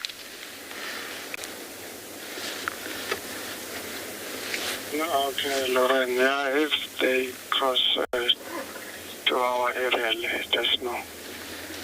But Kalamba also just got a bamba. Copy, will do, Obs. Kalamba got a bamba. Kalamba's got a kill, which is great news for this afternoon. Okay, shall we go forward, Dav?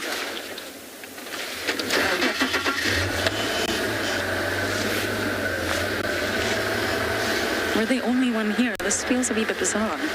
It's a boundary line. Normally the boundary line sightings are tricky, to say the least. No, guys. Nope, wrong direction.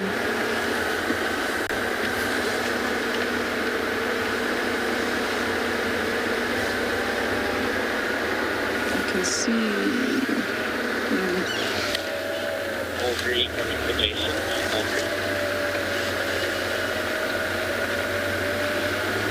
You see him at that marula. They have crossed into Little Gowrie, I'm afraid.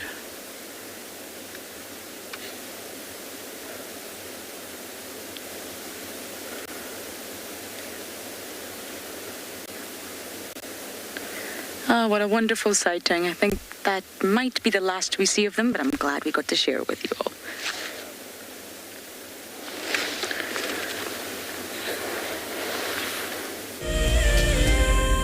The annual Safari Guide of the Year competition aims to create awareness for those men and women who dedicate their lives to tourism and wildlife. This year's event will be held at Marataba, a breathtaking privately managed section of the Marikele National Park in South Africa's Limpopo province. In celebration of this, WildEarth and Marataba Luxury Lodges are offering all explorers a chance to win a 3-night stay at Marataba Safari Lodge for you and a friend. In addition to a spectacular land-based safari, Marataba Luxury Lodges offer an opportunity for guests to cruise peacefully along the Matlabas River, watching the animals as they drink and wallow. The lodge offers you a chance to lie by the pool or enjoy a spa treatment, and one night could be spent sleeping out under the stars in a luxurious treehouse. Sign up to be a WildEarth explorer before the 30th of June, and it could be you heading off on a long-awaited getaway. WildEarth Explorers. It's in your nature. For many years, WildEarth has taken viewers from around the world to the Mara Triangle, a place of majestic beauty and abundant wildlife. But it wasn't always like this. Before 2001, it was infested with poachers. Illegal harvesting and hunting was rife. Now the situation couldn't be more different. The hard work and dedication of the Mara Conservancy has revolutionized this magical land. But now, the loss of revenue from tourism has created a grave crisis. The Mara Conservancy needs help if they are to continue protecting the reserve and supporting the local communities whose livelihood depend on its survival.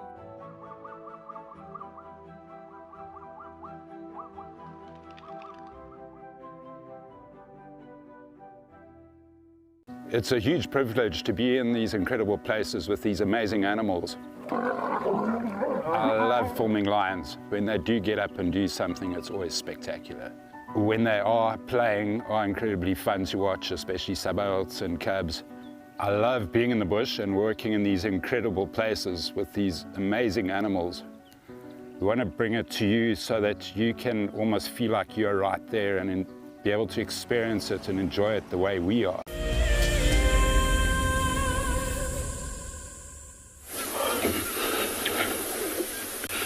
Welcome back to andBeyond Ngala, everyone. So as you saw the last time we had this young male, he had his head up, and now as you can see he has lied down there, even head flat down to the ground. So those hyenas have moved away from him at least, but yeah, they are still in the surrounding areas. So they just went and disappointed me. I just don't like hyenas when they are being uncooperative like this, because now this young male has taken it easy, as you can see there. No much commotion. Oh, the bird sort of scared him. So I can still see those hyenas at the background there, probably maybe strategizing how I'm gonna go for round 2, of which I don't think it will work so well for them, because chances are they're still gonna come with the same plan, same strategy that failed them before. But I think that's what they might do, in which in their case it will be pretty much like watching a same movie but hoping for a different ending. I don't think their strategy would work as much, but of course it affords that male at least a bit of break, so that they can sort of snooze for a couple of minutes that they will let him. But yeah, that being mentioned, he's not just gonna lie there all the time. He will lift his head, just try and investigate the area, because these hyenas can try and sneak in. And if he is like that, they do get hold of him, you know. It might not work well so much for him also, there you see.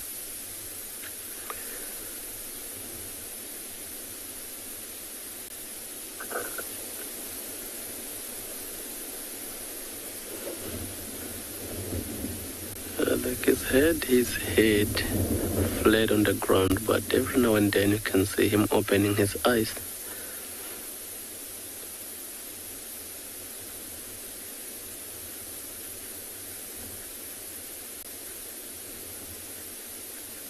And you see how also his sort of muzzle have turned a bit bloody, as you can see from feeding, so it's not as white as it would be usually.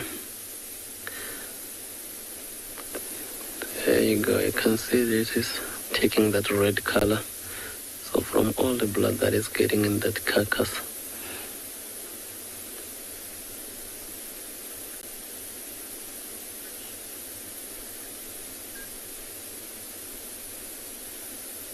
Yeah, I didn't really get that question. Please repeat for me. Sorry about that.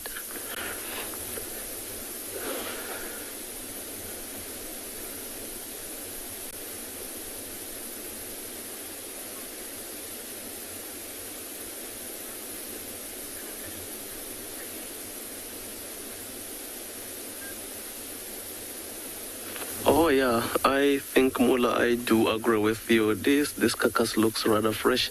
So of course this cold weather helps a great deal.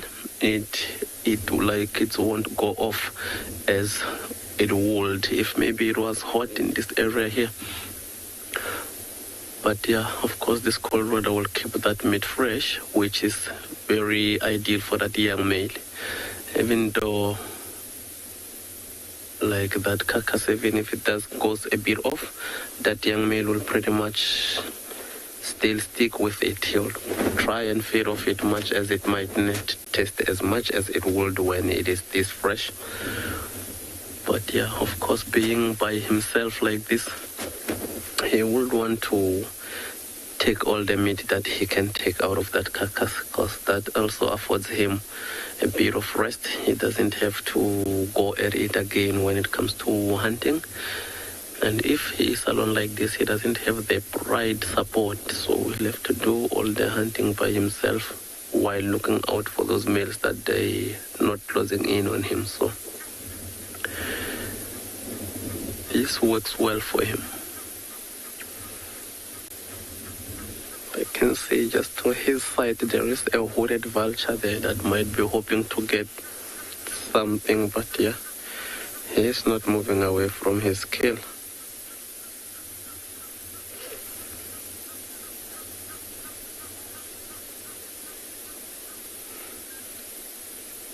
Very good question, Daja. Not necessarily with lion and hyenas. I think this will be my first time with lions and hyenas. However, I have seen this similar sort of situation with a pack of 17 wild dogs that had taken down an impala ram, and 3 hyenas that came try to steal it from these wild dogs, which the dogs did manage to defend their kill. They had most of that ram until it was like, I think it was just the head left. That's when they left and the 3 hyenas fought for that head. But yeah, with the hyenas and lions, this is actually my first time, which was quite interesting to see.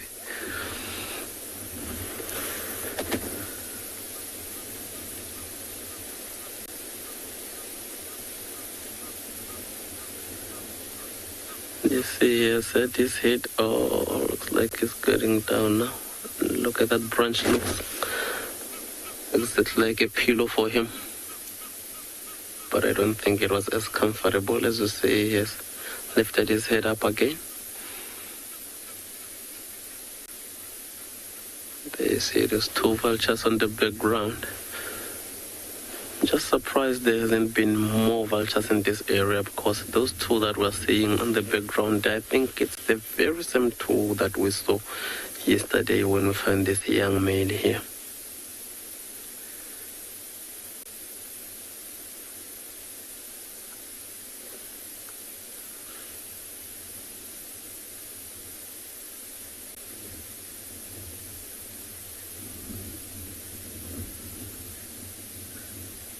And we can hear some hippos at the background. Of course, we did mention that he is just by the side of the waterhole.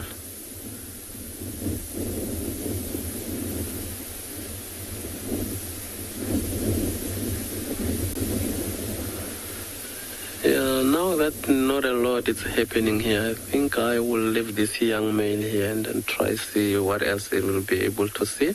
And we are going to send you over to Lauren in Djuma.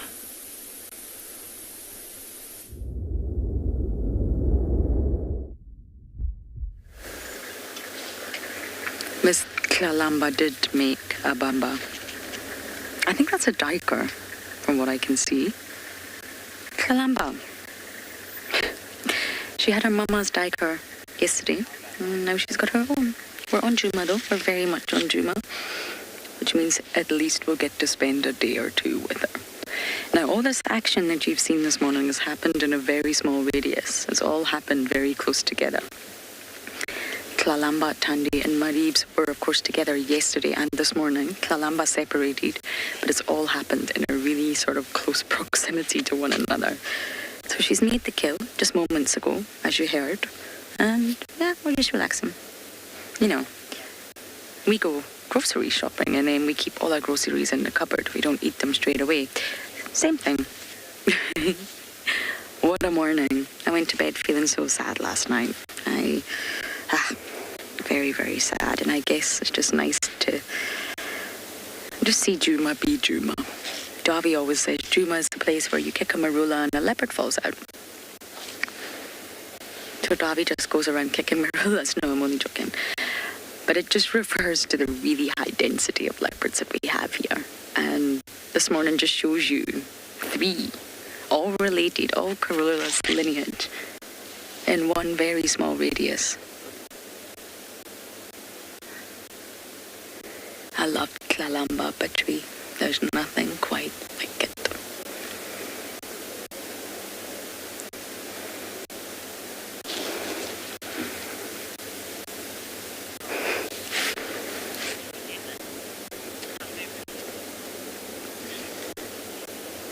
Sharon, you are 11 years old, and Tlalamba, Princess Tlalamba, sorry, is your favorite leopard.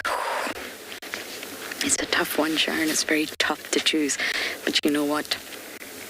I'm going to agree with you. She's my favorite female. Without a doubt. Ravi was your favorite. I don't know if you will have all heard that, but he said Tlalamba with heart-shaped eyes.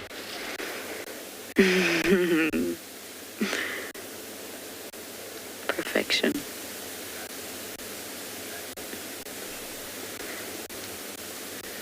Look at the tail still twitching. Twitch, twitch.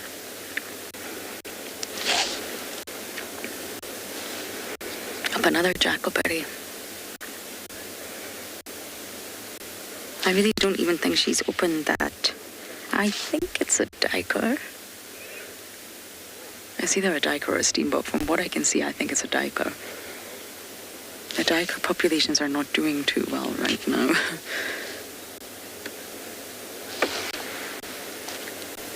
Yeah, I think that's a diker. She's resting. As soon as leopards get the kill hoisted, really, there's not much to worry about. The hyenas were really close by earlier, and I wonder if they will have heard the screams or pick up on the scent and come back.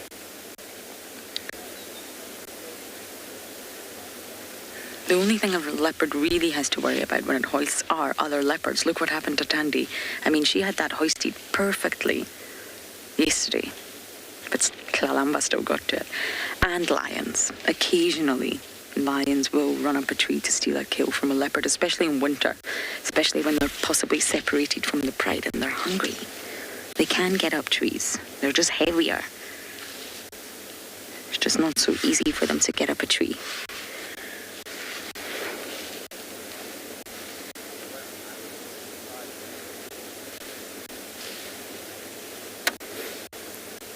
Whereas leopards, a few seconds and they're up there, defying all gravity. And they're so elegant in doing so.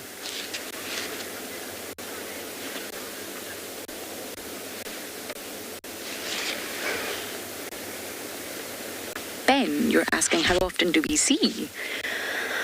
Oh, that's tricky. We don't see Tlalamba every day. She comes and goes. She actually has quite a big territory.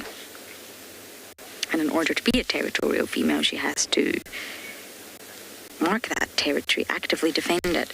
But we see her on a kill a lot, I would say. She's quite the huntress, taking after her mother. I mean, leopards, depending on the size, we get asked a lot, how often do they kill? I mean, it's a very difficult question to answer because it really depends on what they're killing. When Tlalamba was younger, even Hosanna, they used to do a lot of sort of pouncing on scrub hares and mongoose and squirrels and eating the small things, which will tide them over. But if they make a big kill, like a big impala ram, that's going to last them a long time, and therefore they're not going to need to eat so often. So it really depends on what they're killing. But a diker would normally last about 2 days, 3 at the most, depending on how hungry she is. But remember, it's winter. The animals are eating more in order to keep warm.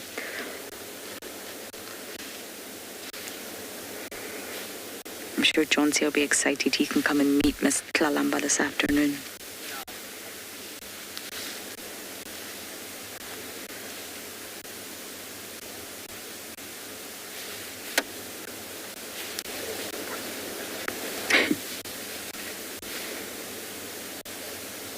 The size of those paws. They are not small.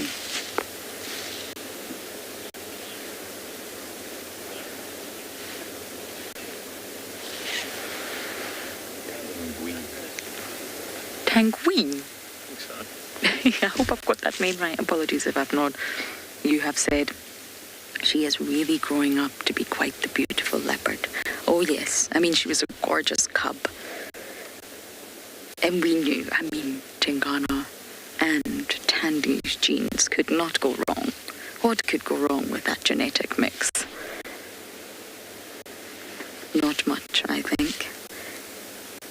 I sometimes think she looks facially like Tingana, but that's just my personal, I know you shouldn't say on that, those sort of observations, but I see that, but she's also very like her mom. But seeing Tandy walk along, I remain like that. Tandy's so small. She's very petite.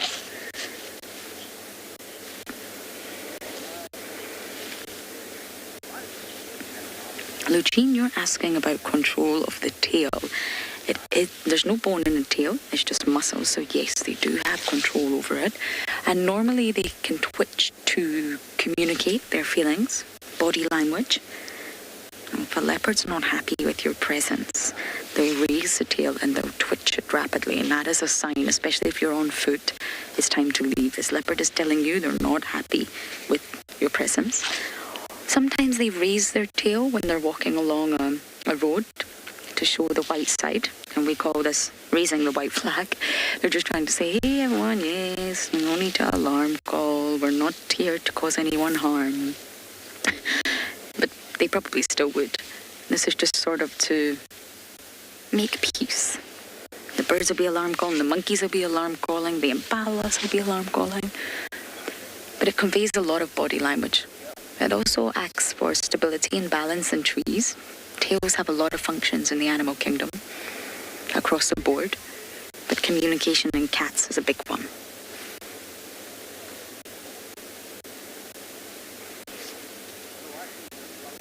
And when we went off air earlier, Darby said, my goodness, my Reeves was really smacking Tandy hard in the face with his tail. And he was, but this is actually a very big sign of affection between mother and offspring in leopards. He constantly wants to wrap his tail around her, and it just strengthens their bond, mother and cub. And that's why he's always putting his tail in poor Tandy's face. And he probably is doing it quite hard without meaning so, but it's a real sort of sign of affection within leopards.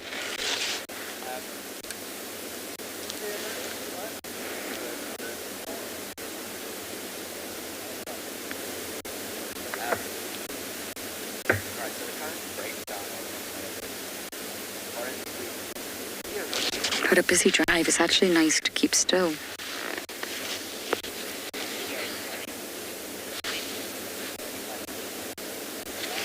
Jennifer, you're asking, is it urine that they use when they scent mark? Yes, it is urine. It is urine, a sort of normal bodily fluid, if you like, and it contains something that we call marking fluid.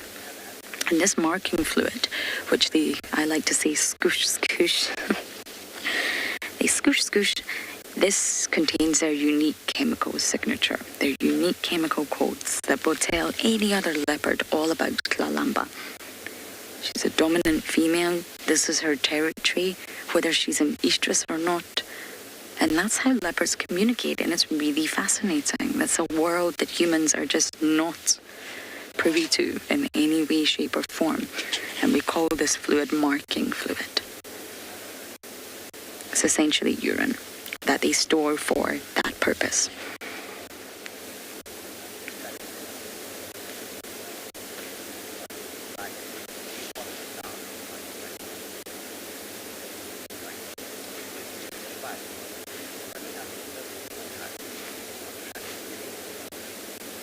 That chemical sort of signature is also in their feces.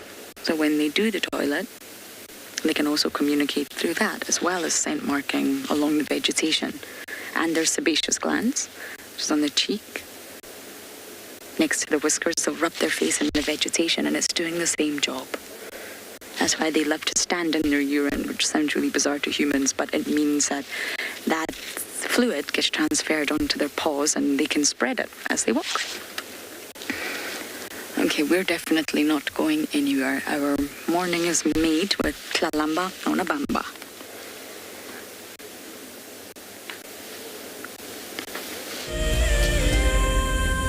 WildEarth knows it is critical to help as many young people as possible to connect with the natural world. We hope that by bringing the wilderness to our future conservationists, we will inspire a love for nature and perhaps plant a seed which will flourish in the future. Over the years, kids from countries all over the world have joined us on safari. I really enjoyed learning about the leopards and the cubs and how they hunt and live. We got to see different types of antelopes, and we also saw our male lion's tracks. I got to learn about like different types of animals in their natural habitats. It was like we were on a real safari, so it was kind of cool. We got to see a lot of unique animals. That whole safari live video just inspired me to fulfill my dream of becoming a safari guide as well.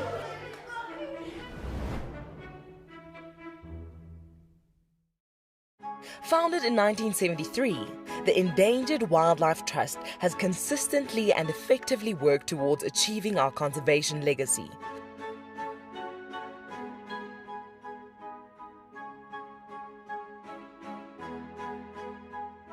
Contribute to this legacy by visiting EWT's Get Wild eShop and purchase products with a purpose.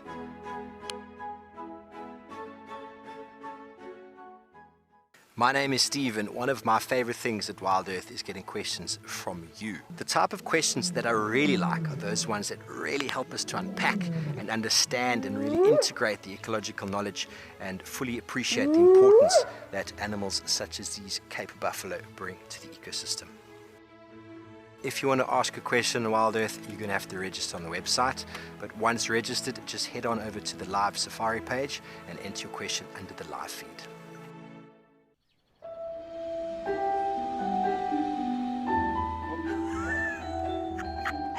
It just pretended to be dead.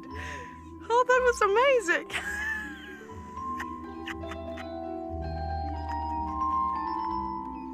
I can't. How do I?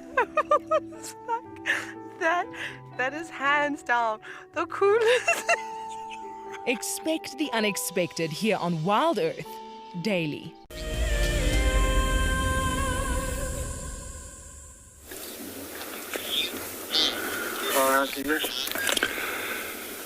Oh, how exciting. We've just found and literally bumped into a leopard here on Philemon's cut line. We're busy tracking a lion.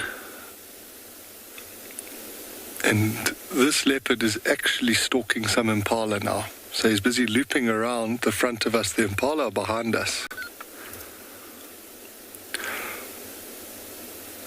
So this is definitely going to be worth seeing what develops here. So I'm not sure at all who this is. I didn't get a... Darren thinks it's Tingana. That'll be cool for me. It's a new one.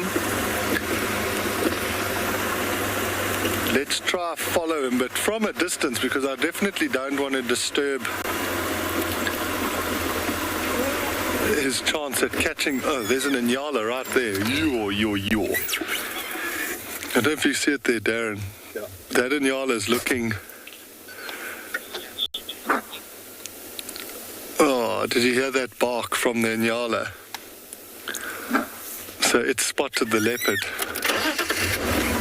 The leopard will be pretty bummed with that, because now those impala will be aware that there's a leopard here. So unfortunately for this moment, the hunt will be over.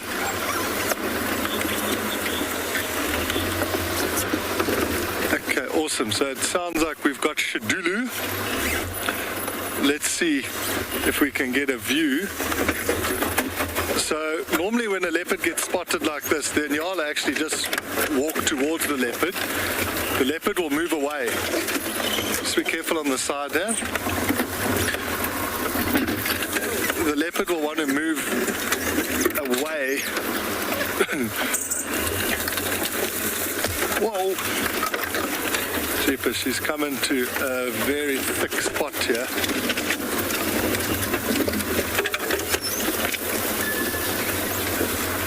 We're going to try and get another view. You're going to head back to Lauren with Kalamba.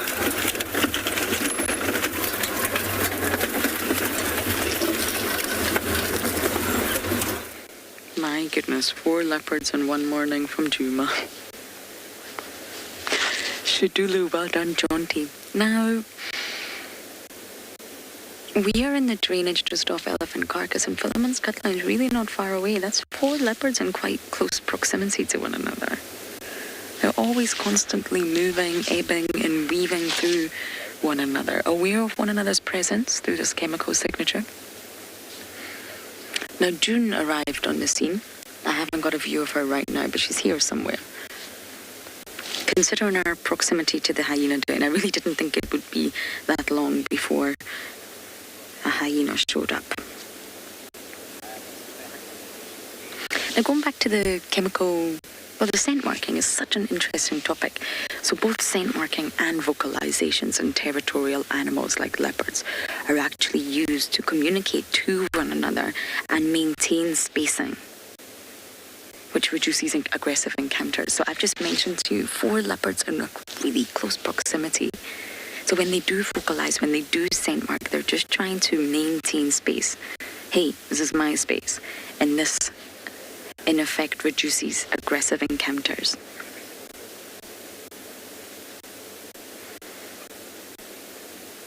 And the first thing Jake said when he was on his live safari with the ticketed view, I want to smell popcorn.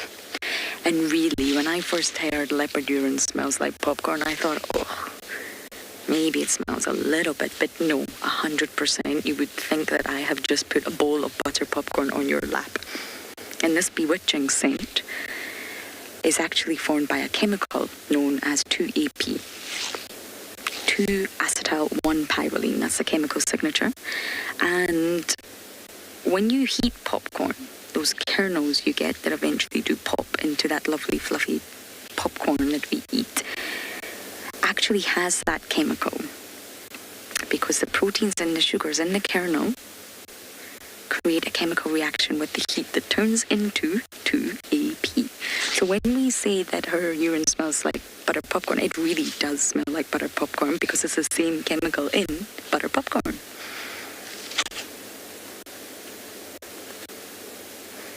And it's well studied in the Asian binturong. It's a very cute animal. It's a lovely little mammal. And lots of research suggests that this compound 2-AP is produced when the animal's urine actually reacts with bacteria in the animal's gut. So it's a reaction between the urine, which is normal. Urine's produced by most organisms. There's a reaction there, and this, of course, is a reaction with the microorganisms that line most mammals' guts, including our own. We have our own gut flora.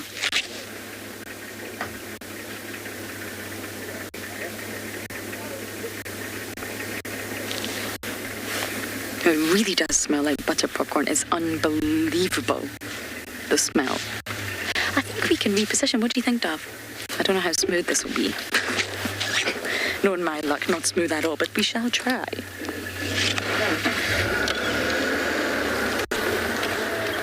Not too bad.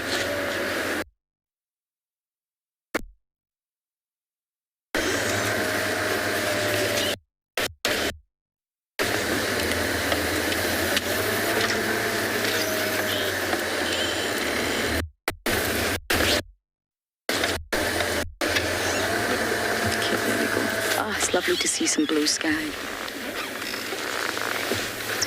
We can barely even see that duiker.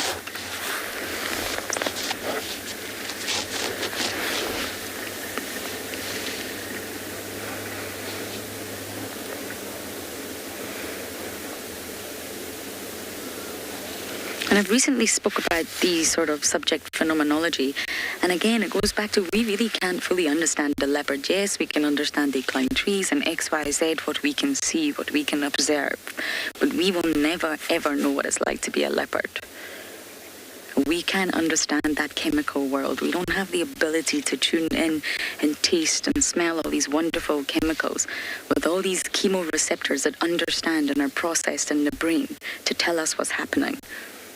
We can't sniff each other's urine and say, ah, yes, it's you. We don't understand scent, Martin. We can't smell a tree. All we smell is butter popcorn, and then we get hungry and we start thinking about popcorn. That's literally the thought process for humans. We can't understand what that scent means, what that scent is trying to tell us. And going back to that famous quote, if a lion could talk, we still wouldn't understand it, and we wouldn't. We don't understand these animals. There's so much that we miss. And that's why we always have to keep an open mind and try and look at the organism from different perspectives, because there's so much we're actually missing.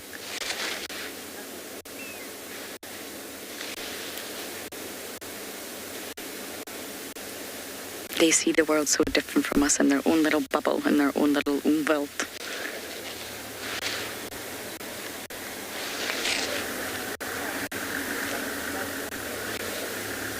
Sabi gave me a wink there. He actually used the word umwelt the other day, and that means he listens to what I say. Don't stop. Sometimes. Elton, I just want to check you're still there. We have repositioned, and I hope we've not lost you.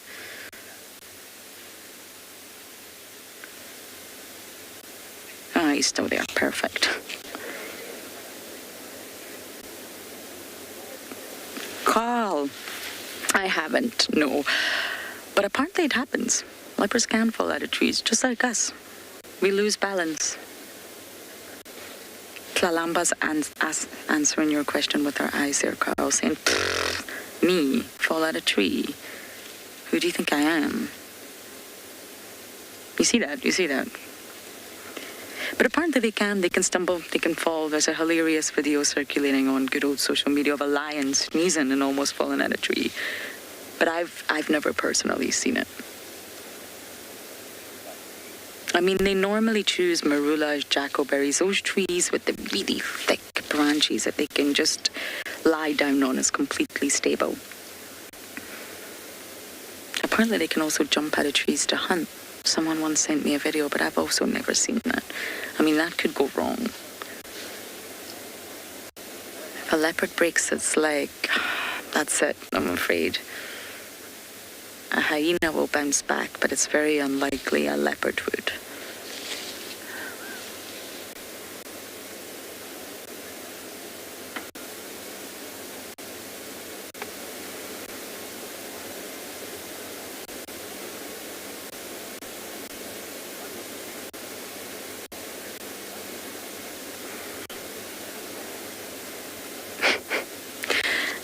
Many of you are just loving this, 100%.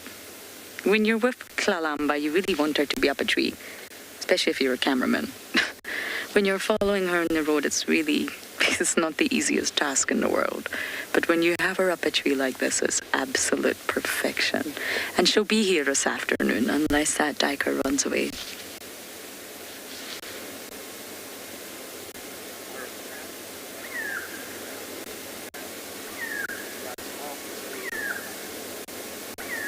Yesterday it was hard. That sighting with Tlalamba, Tandi and Maribs happened about 25 meters from us, but on Little Gowrie. So that was obviously difficult because we wanted to show it to you all. We knew it was happening, but it's not possible, I'm afraid. So that was sad. And then we got confirmation of the sad news last night about Shimbulu. So I guess it's just nice this morning to, at least we've seen them all. Tandi, Tlalamba and Maribs.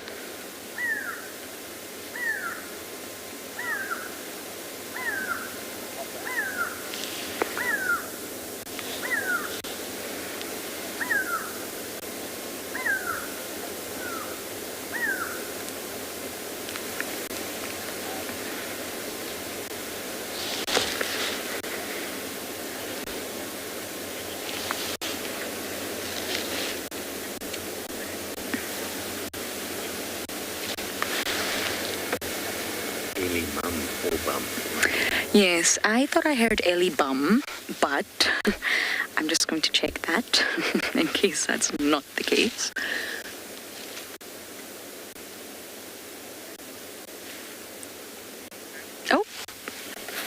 Okay, that is my new favorite name. Ellie Bum. That is my new favorite viewer name. Love it. Ellie Bum. Now I've forgotten the question. Yes, can Djuma reach a point where it has too many leopards? Most likely not. So they all pressurize each other, not directly. Again, through this chemical communication. They're all trying to expand their territory. Females want a bigger territory because it's better for their offspring. Males want a bigger territory because it's better to have more females within your territory that you can mate with. Then you'll have more offspring. Then your bloodline is very successful. So the strive for bigger territories on both sexes are different, but they still want bigger territories. The bigger, the better. But it takes a lot of work, and I always talk about this. It's not easy. It really eats into their energetic budget. Klalamba's a young, fit, healthy, territorial female, and that's why she does eat a lot, because she'll spend a lot of time on territorial patrol. So the Sabi Sands, especially the section that we're in, is known for its high density of leopards. However, they all ebb and flow around one another. It's like a big jigsaw puzzle that's constantly moving, like the visualizer on the Apple Mac. And the more leopards that are added, again, males disperse. That's another reason males do disperse. There's a number of reasons for it, mostly genetics, but also to avoid competitions, get away from your father's natal land. And yes, there are examples of the few that don't disperse, but general rule of thumb, the males disperse, the females stay.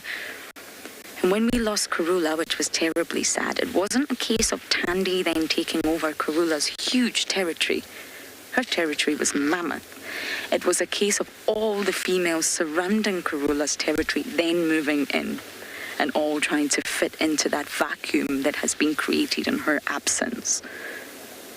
Kuchava, Tandy, maybe even Shudulu, Ikanyeni, everyone's starting to move around and taking a little bit of that, like a constantly moving jigsaw puzzle.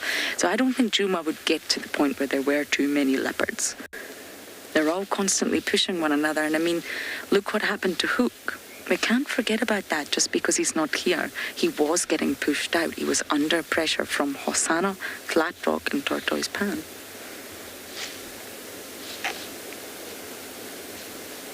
And he was a little bit weak. He wasn't in good condition, and he was struggling. So they will get pushed. If there's a bigger competitor, they're going to have to move. They're going to have to find another space.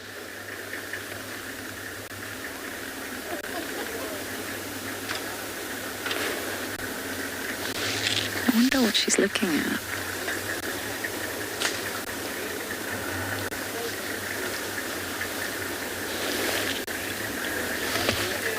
So yes, in answer to your question, it's a tricky one. It's a very dynamic situation. It depends on a lot of external factors. Here she goes.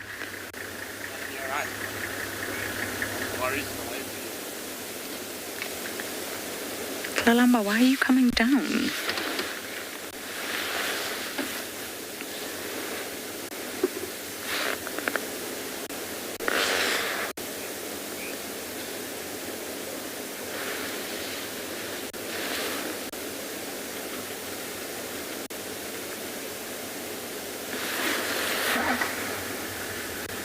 Okay.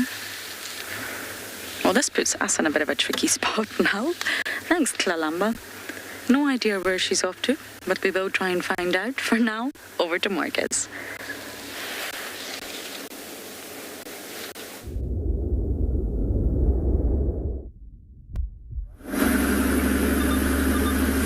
Welcome back to andBeyond Ngala, everyone. So we are now in that riverbed, driving towards the area where we sometimes see these tracks of that female leopard with her youngsters. And so for this morning, unfortunately, I haven't really found any fresher tracks. But yeah, we are gonna keep looking, because of course, with this sort of weather, these animals would sometimes find these riverbeds a bit warm. So that's where you might find them with luck. And of course, we are looking on top of the trees, as you might have seen with that leopardess that Lauren has got. So sometimes they do spend time on top of the trees. Other times they will be just on the ground here, close to thickets, where they will be able to hide or conceal themselves against any potential dangers.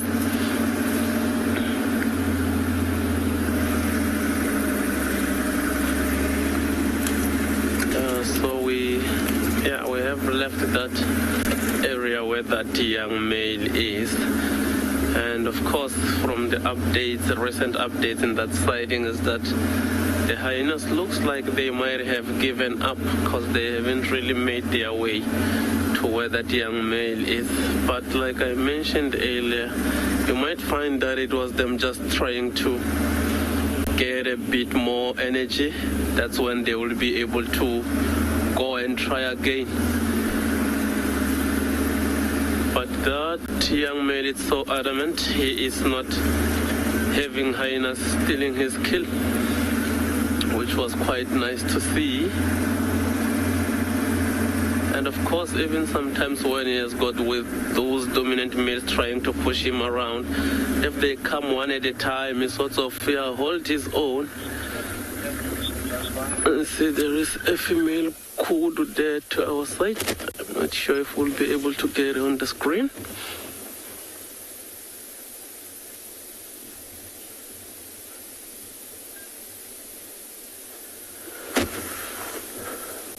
There we go there. That female kudu, as you can see, looking straight at us. Oh, now she's looking the other direction, which will be quite, she didn't spend as much time looking that side. And look at her ears here. See how they sort of stand out right at the top and very curled. And of course you see she is on a thicket there, which is the vegetation that this kudu will spend most of their time in, because of course they are browsers, so they take leaves more than grass, and mostly, oh, there she is feeding.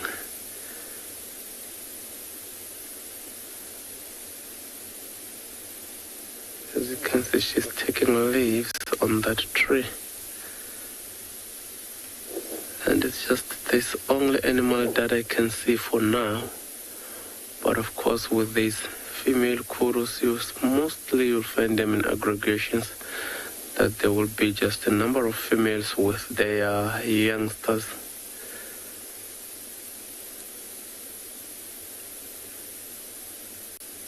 And see how she's cupping her ears forward like that when looking at that particular direction, so that she will get, oh, there is another one that I can see.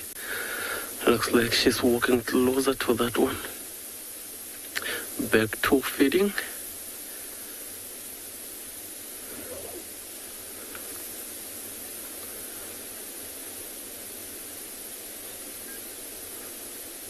I think for now we are going to leave this kudu here and continue with our quest, maybe to find a leopard. And I'm going to send you over to Ndabezita for a quick update.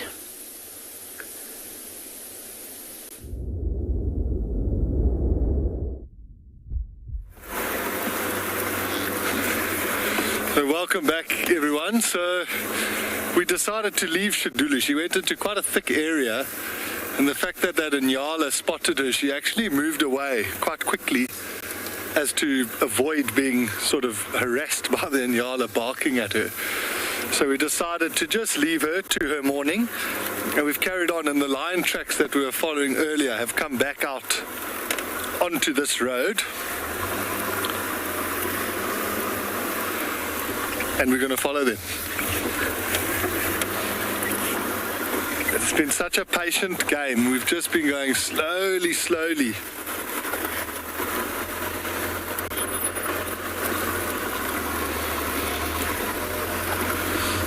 What can a track tell us about a leopard? I'm just going to stop there because I'm going to check which way this line's gone. But so a track can tell you a lot of things. It will tell you the age or the size, sorry, not so much the age, but it'll tell you the size, so you can see if it's a cub, you can see if it's a male, if it's a female. You can tell how fast they're walking, if they're walking relaxed or if they've been running. And depending on the substrate, but you could also get a fairly good idea of how recently that animal walked there. Okay, let me just have a look here, because the lion was back there. It's been kind of dropping circles on us the whole morning.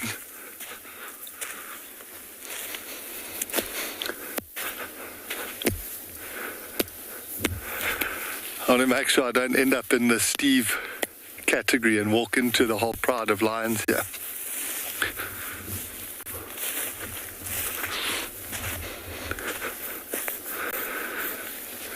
It is tricky. I'm just going to come to the side of the car. The last track we saw was back here. Here it is here, huh? He must have stayed here.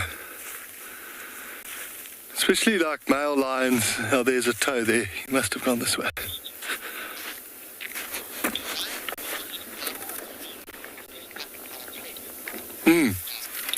Carl, they will. Sometimes you'll see them eating grass, just like you'd see a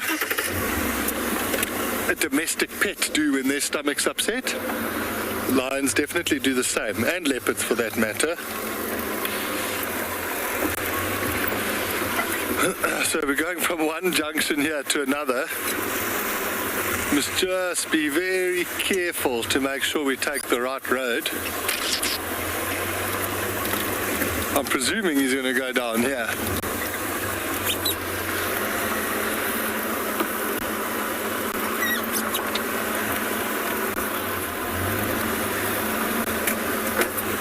Hey.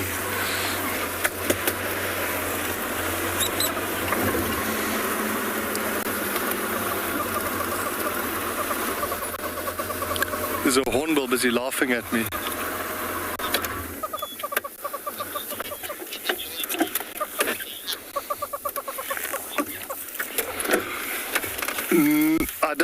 From what I've seen, I don't think so. The closest I've seen to it was a male leopard killed a warthog, and the female that was in the area, she just kind of walked up to him and sniffed the warthog while he was busy trying to kill it. But she didn't help. She was just there. So from what I've seen, I don't think they will help each other on a hunt.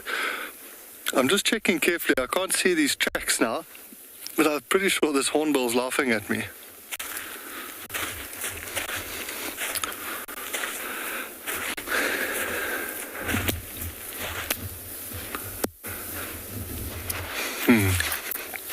Just going to check a little bit behind. Sorry for going behind the car. I'll keep chatting to you, but I'm just checking. You don't want to go down the wrong road, because obviously when you're busy tracking, you want to stay as close to the animal as possible. So if you go down the wrong road for sort of 10 minutes or so, it's 10 minutes that the animal gets ahead of you.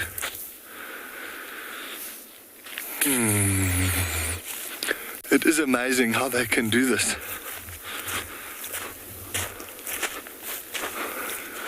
His lion was here, but someone's driven here. Maybe they drove on the tracks. Let's just drive down a little bit and see what we get.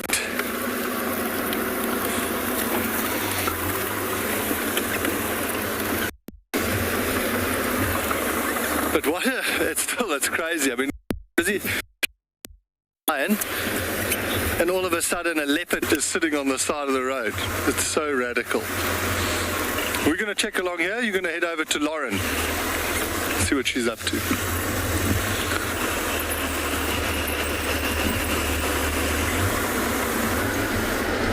We have left Miss Kalamba. Lots of other people want to see her, and I feel we have had more than enough of our fill today, more than enough. It's raining leopards. I feel like there's a song there, but I don't want to put you guys through that. There's definitely a song in that line.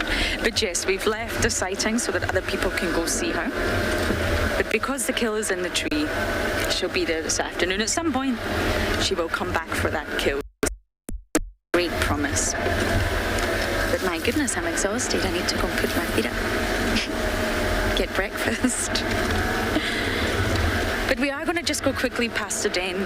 Kalamba's kill is right next to the den. This is the den block. just want to check.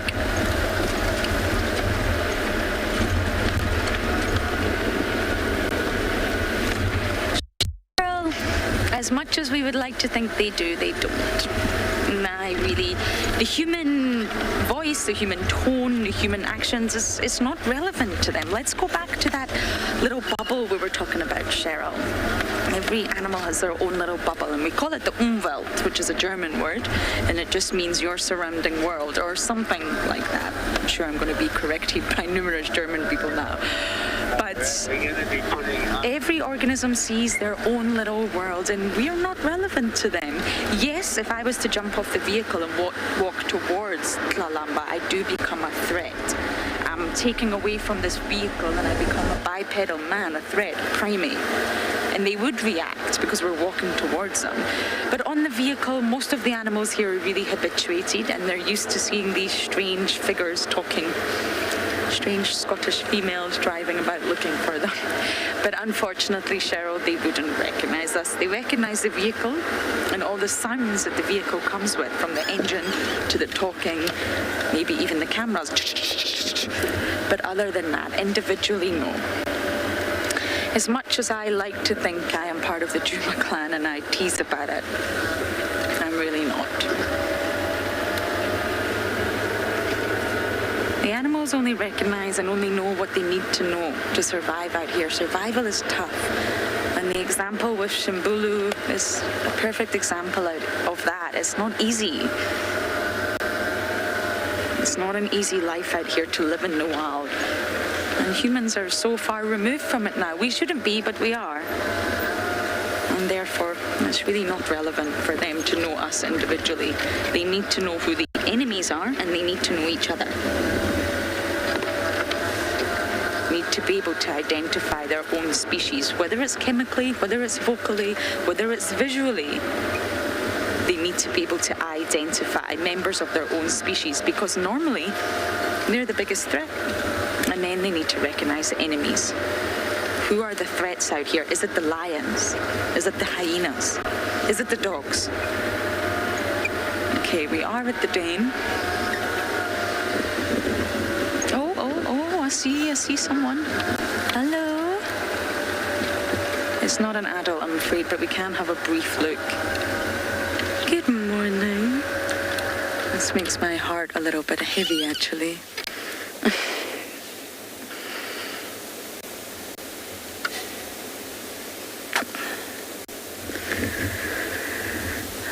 All those memories from lockdown. Shimbulu was a lockdown cub. This must be Novella, I think. Okay, everyone, as you know, we don't stay here. We won't stay here. You ready to move, Dove? Yep. At least we know they're still using this den. It's still active. There's obviously just no adult present. Okay, I'm glad I checked, though. I'm very glad I checked. And now we're going to head just a little bit closer to home and see what's happening on quarantine.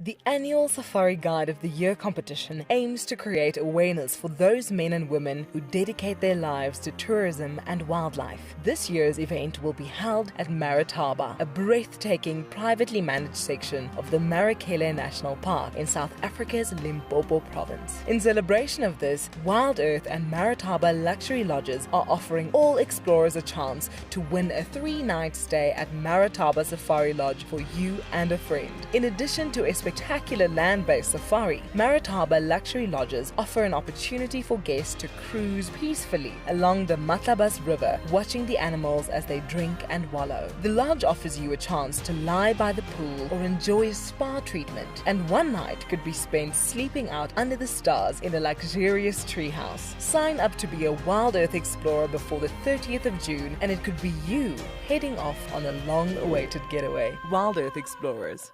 It's in your nature. Educating our youth about the environmental threats we face is critical. Our future depends on it. The Wildlife and Environment Society of South Africa, WESA, is actively leading the charge. Their goal is to encourage children to fall in love with our natural world and to empower them to live sustainably in the future. Through their school programs, the children learn to report on environmental issues through videos, articles, and photos. The YRE program has changed my life in so many beneficial ways. Being out there at the workshops, I was entitled to talk with others, socialize, as well as my writing skills and leadership skills have improved, so it has been great. WESA is a membership-based organization. By joining WESA, you will be helping to provide valuable support for these youth education initiatives. Hi everyone, my name is Daniel Fisher and I'm going to be your guide this afternoon. I'm looking really forward to taking you through and showing you all the beautiful places here at andBeyond in Ngala. If you have any questions, please register on our website. Once registered, go to the live page feed and post your questions underneath the live feed. Join me on my next safari through andBeyond in Ngala on WildEarth. Send me live questions through the WildEarth website and I'll answer them live from the African.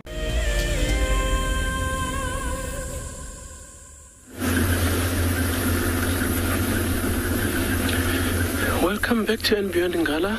So we went out of drove out of the riverbed. We couldn't, of course, get any fresh tracks of that leopard and hare youngsters. So we're just driving some of these roads that are close to this riverbed because, of course, some of them are the roads that she will use coming out. But for other roads as this one I'm driving right now, it won't be as easy to see tracks. It's sort of a hard ground. But yeah, sometimes, you just find these animals on the road. It's not that the tracks that you have to be looking for. And of course, the tracks, ultimately, you'd want them to lead you to an animal. So it's much, much better when you just find this animal. So there is one small pond or pen system not too far from where we are.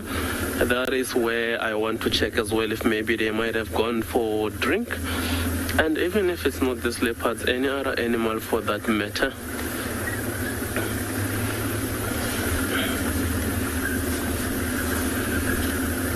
And it is quite thick, as you can see, not open at all, in which we have got to be looking very carefully and hard. That's when you will be able to see these animals, because some of them do blend in with the surroundings.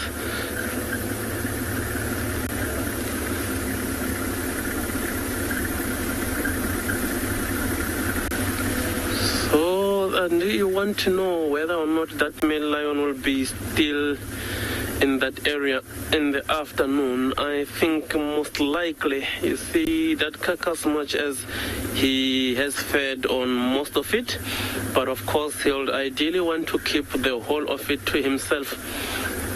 So chances are he might still be in that area, because as we saw earlier, he was protecting that carcass, but he wasn't really feeding on it even when the hyenas have left him, which I think he might have fed. He might still be full, but he would want to guard it against those hyenas. So chances he might be in that area.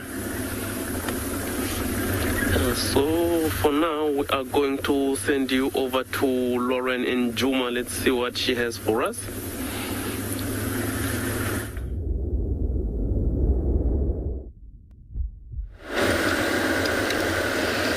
I'm heading back for breakfast. I'm hungry. It's been a busy morning. Very excited to see what's for breakfast. But what a morning it really has been. Of course, it started with bad news, but let's just cherish little Shambulu's memories and not forget them, really. Cub mortality rates out here are low for all the predators, not high. Oh, Tav, look what we've got. A little steeny bokkie. We're going to pretend. We're going to be very quiet. Oh. Hello. But it's been so great to see all the leopards. High leopard action this morning. If you think about it, Jonty had Shidulu, Duchess from the west, Klalamba, very much Princess of Djuma, and then Tandi. And I've said it in that order from west to east. That's how their territories lie around here. Shidulu sits in the west, and if you come center, In our area, Djuma's very much Tlalamba's territory, and then as you go further east, it's now Tandy. Tandy shifted. She had to.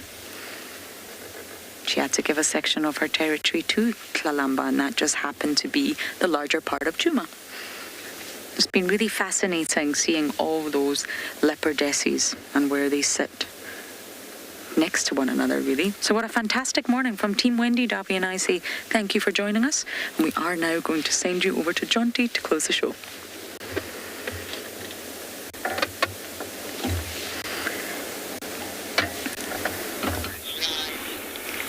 Yeah, Lauren, you are right. It has been a very cool morning. We've enjoyed trekking, and it's led us to Treehouse Dam,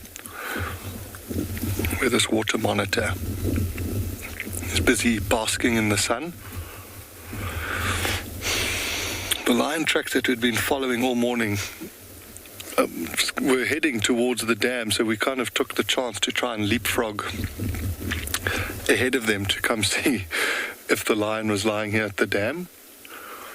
And we have been rolled a pumpkin. But it's fine. It's such a beautiful place to be sitting. Just chilling out with this water monitor. Also very nice to bump into Shadulu.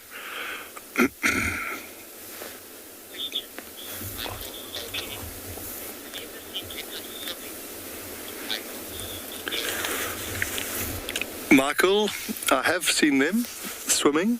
They certainly don't enjoy it, but I've seen them, if they can, they'll use rocks and logs to cross water. But in the Sand River a bit further south, when the water level's high, I have seen a leopard. I think it thought it was going to walk across, but the water was pretty deep, and it obviously hit a deep patch, and then it did swim across. So yes, I have seen them swim, but they don't like it the whole time. The times that I've seen them going across water, you can see they're permanently hissing at the water. So they're definitely not happy about it, because they will be aware that the old crocodile could be there waiting for them.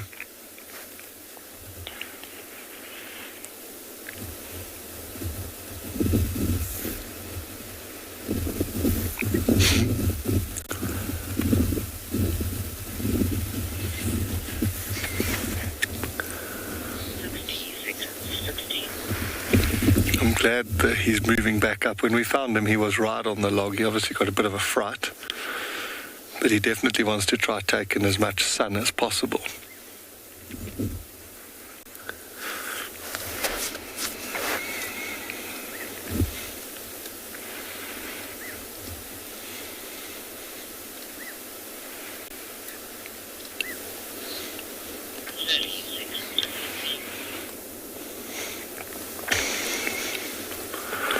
Well, he's just getting super comfortable.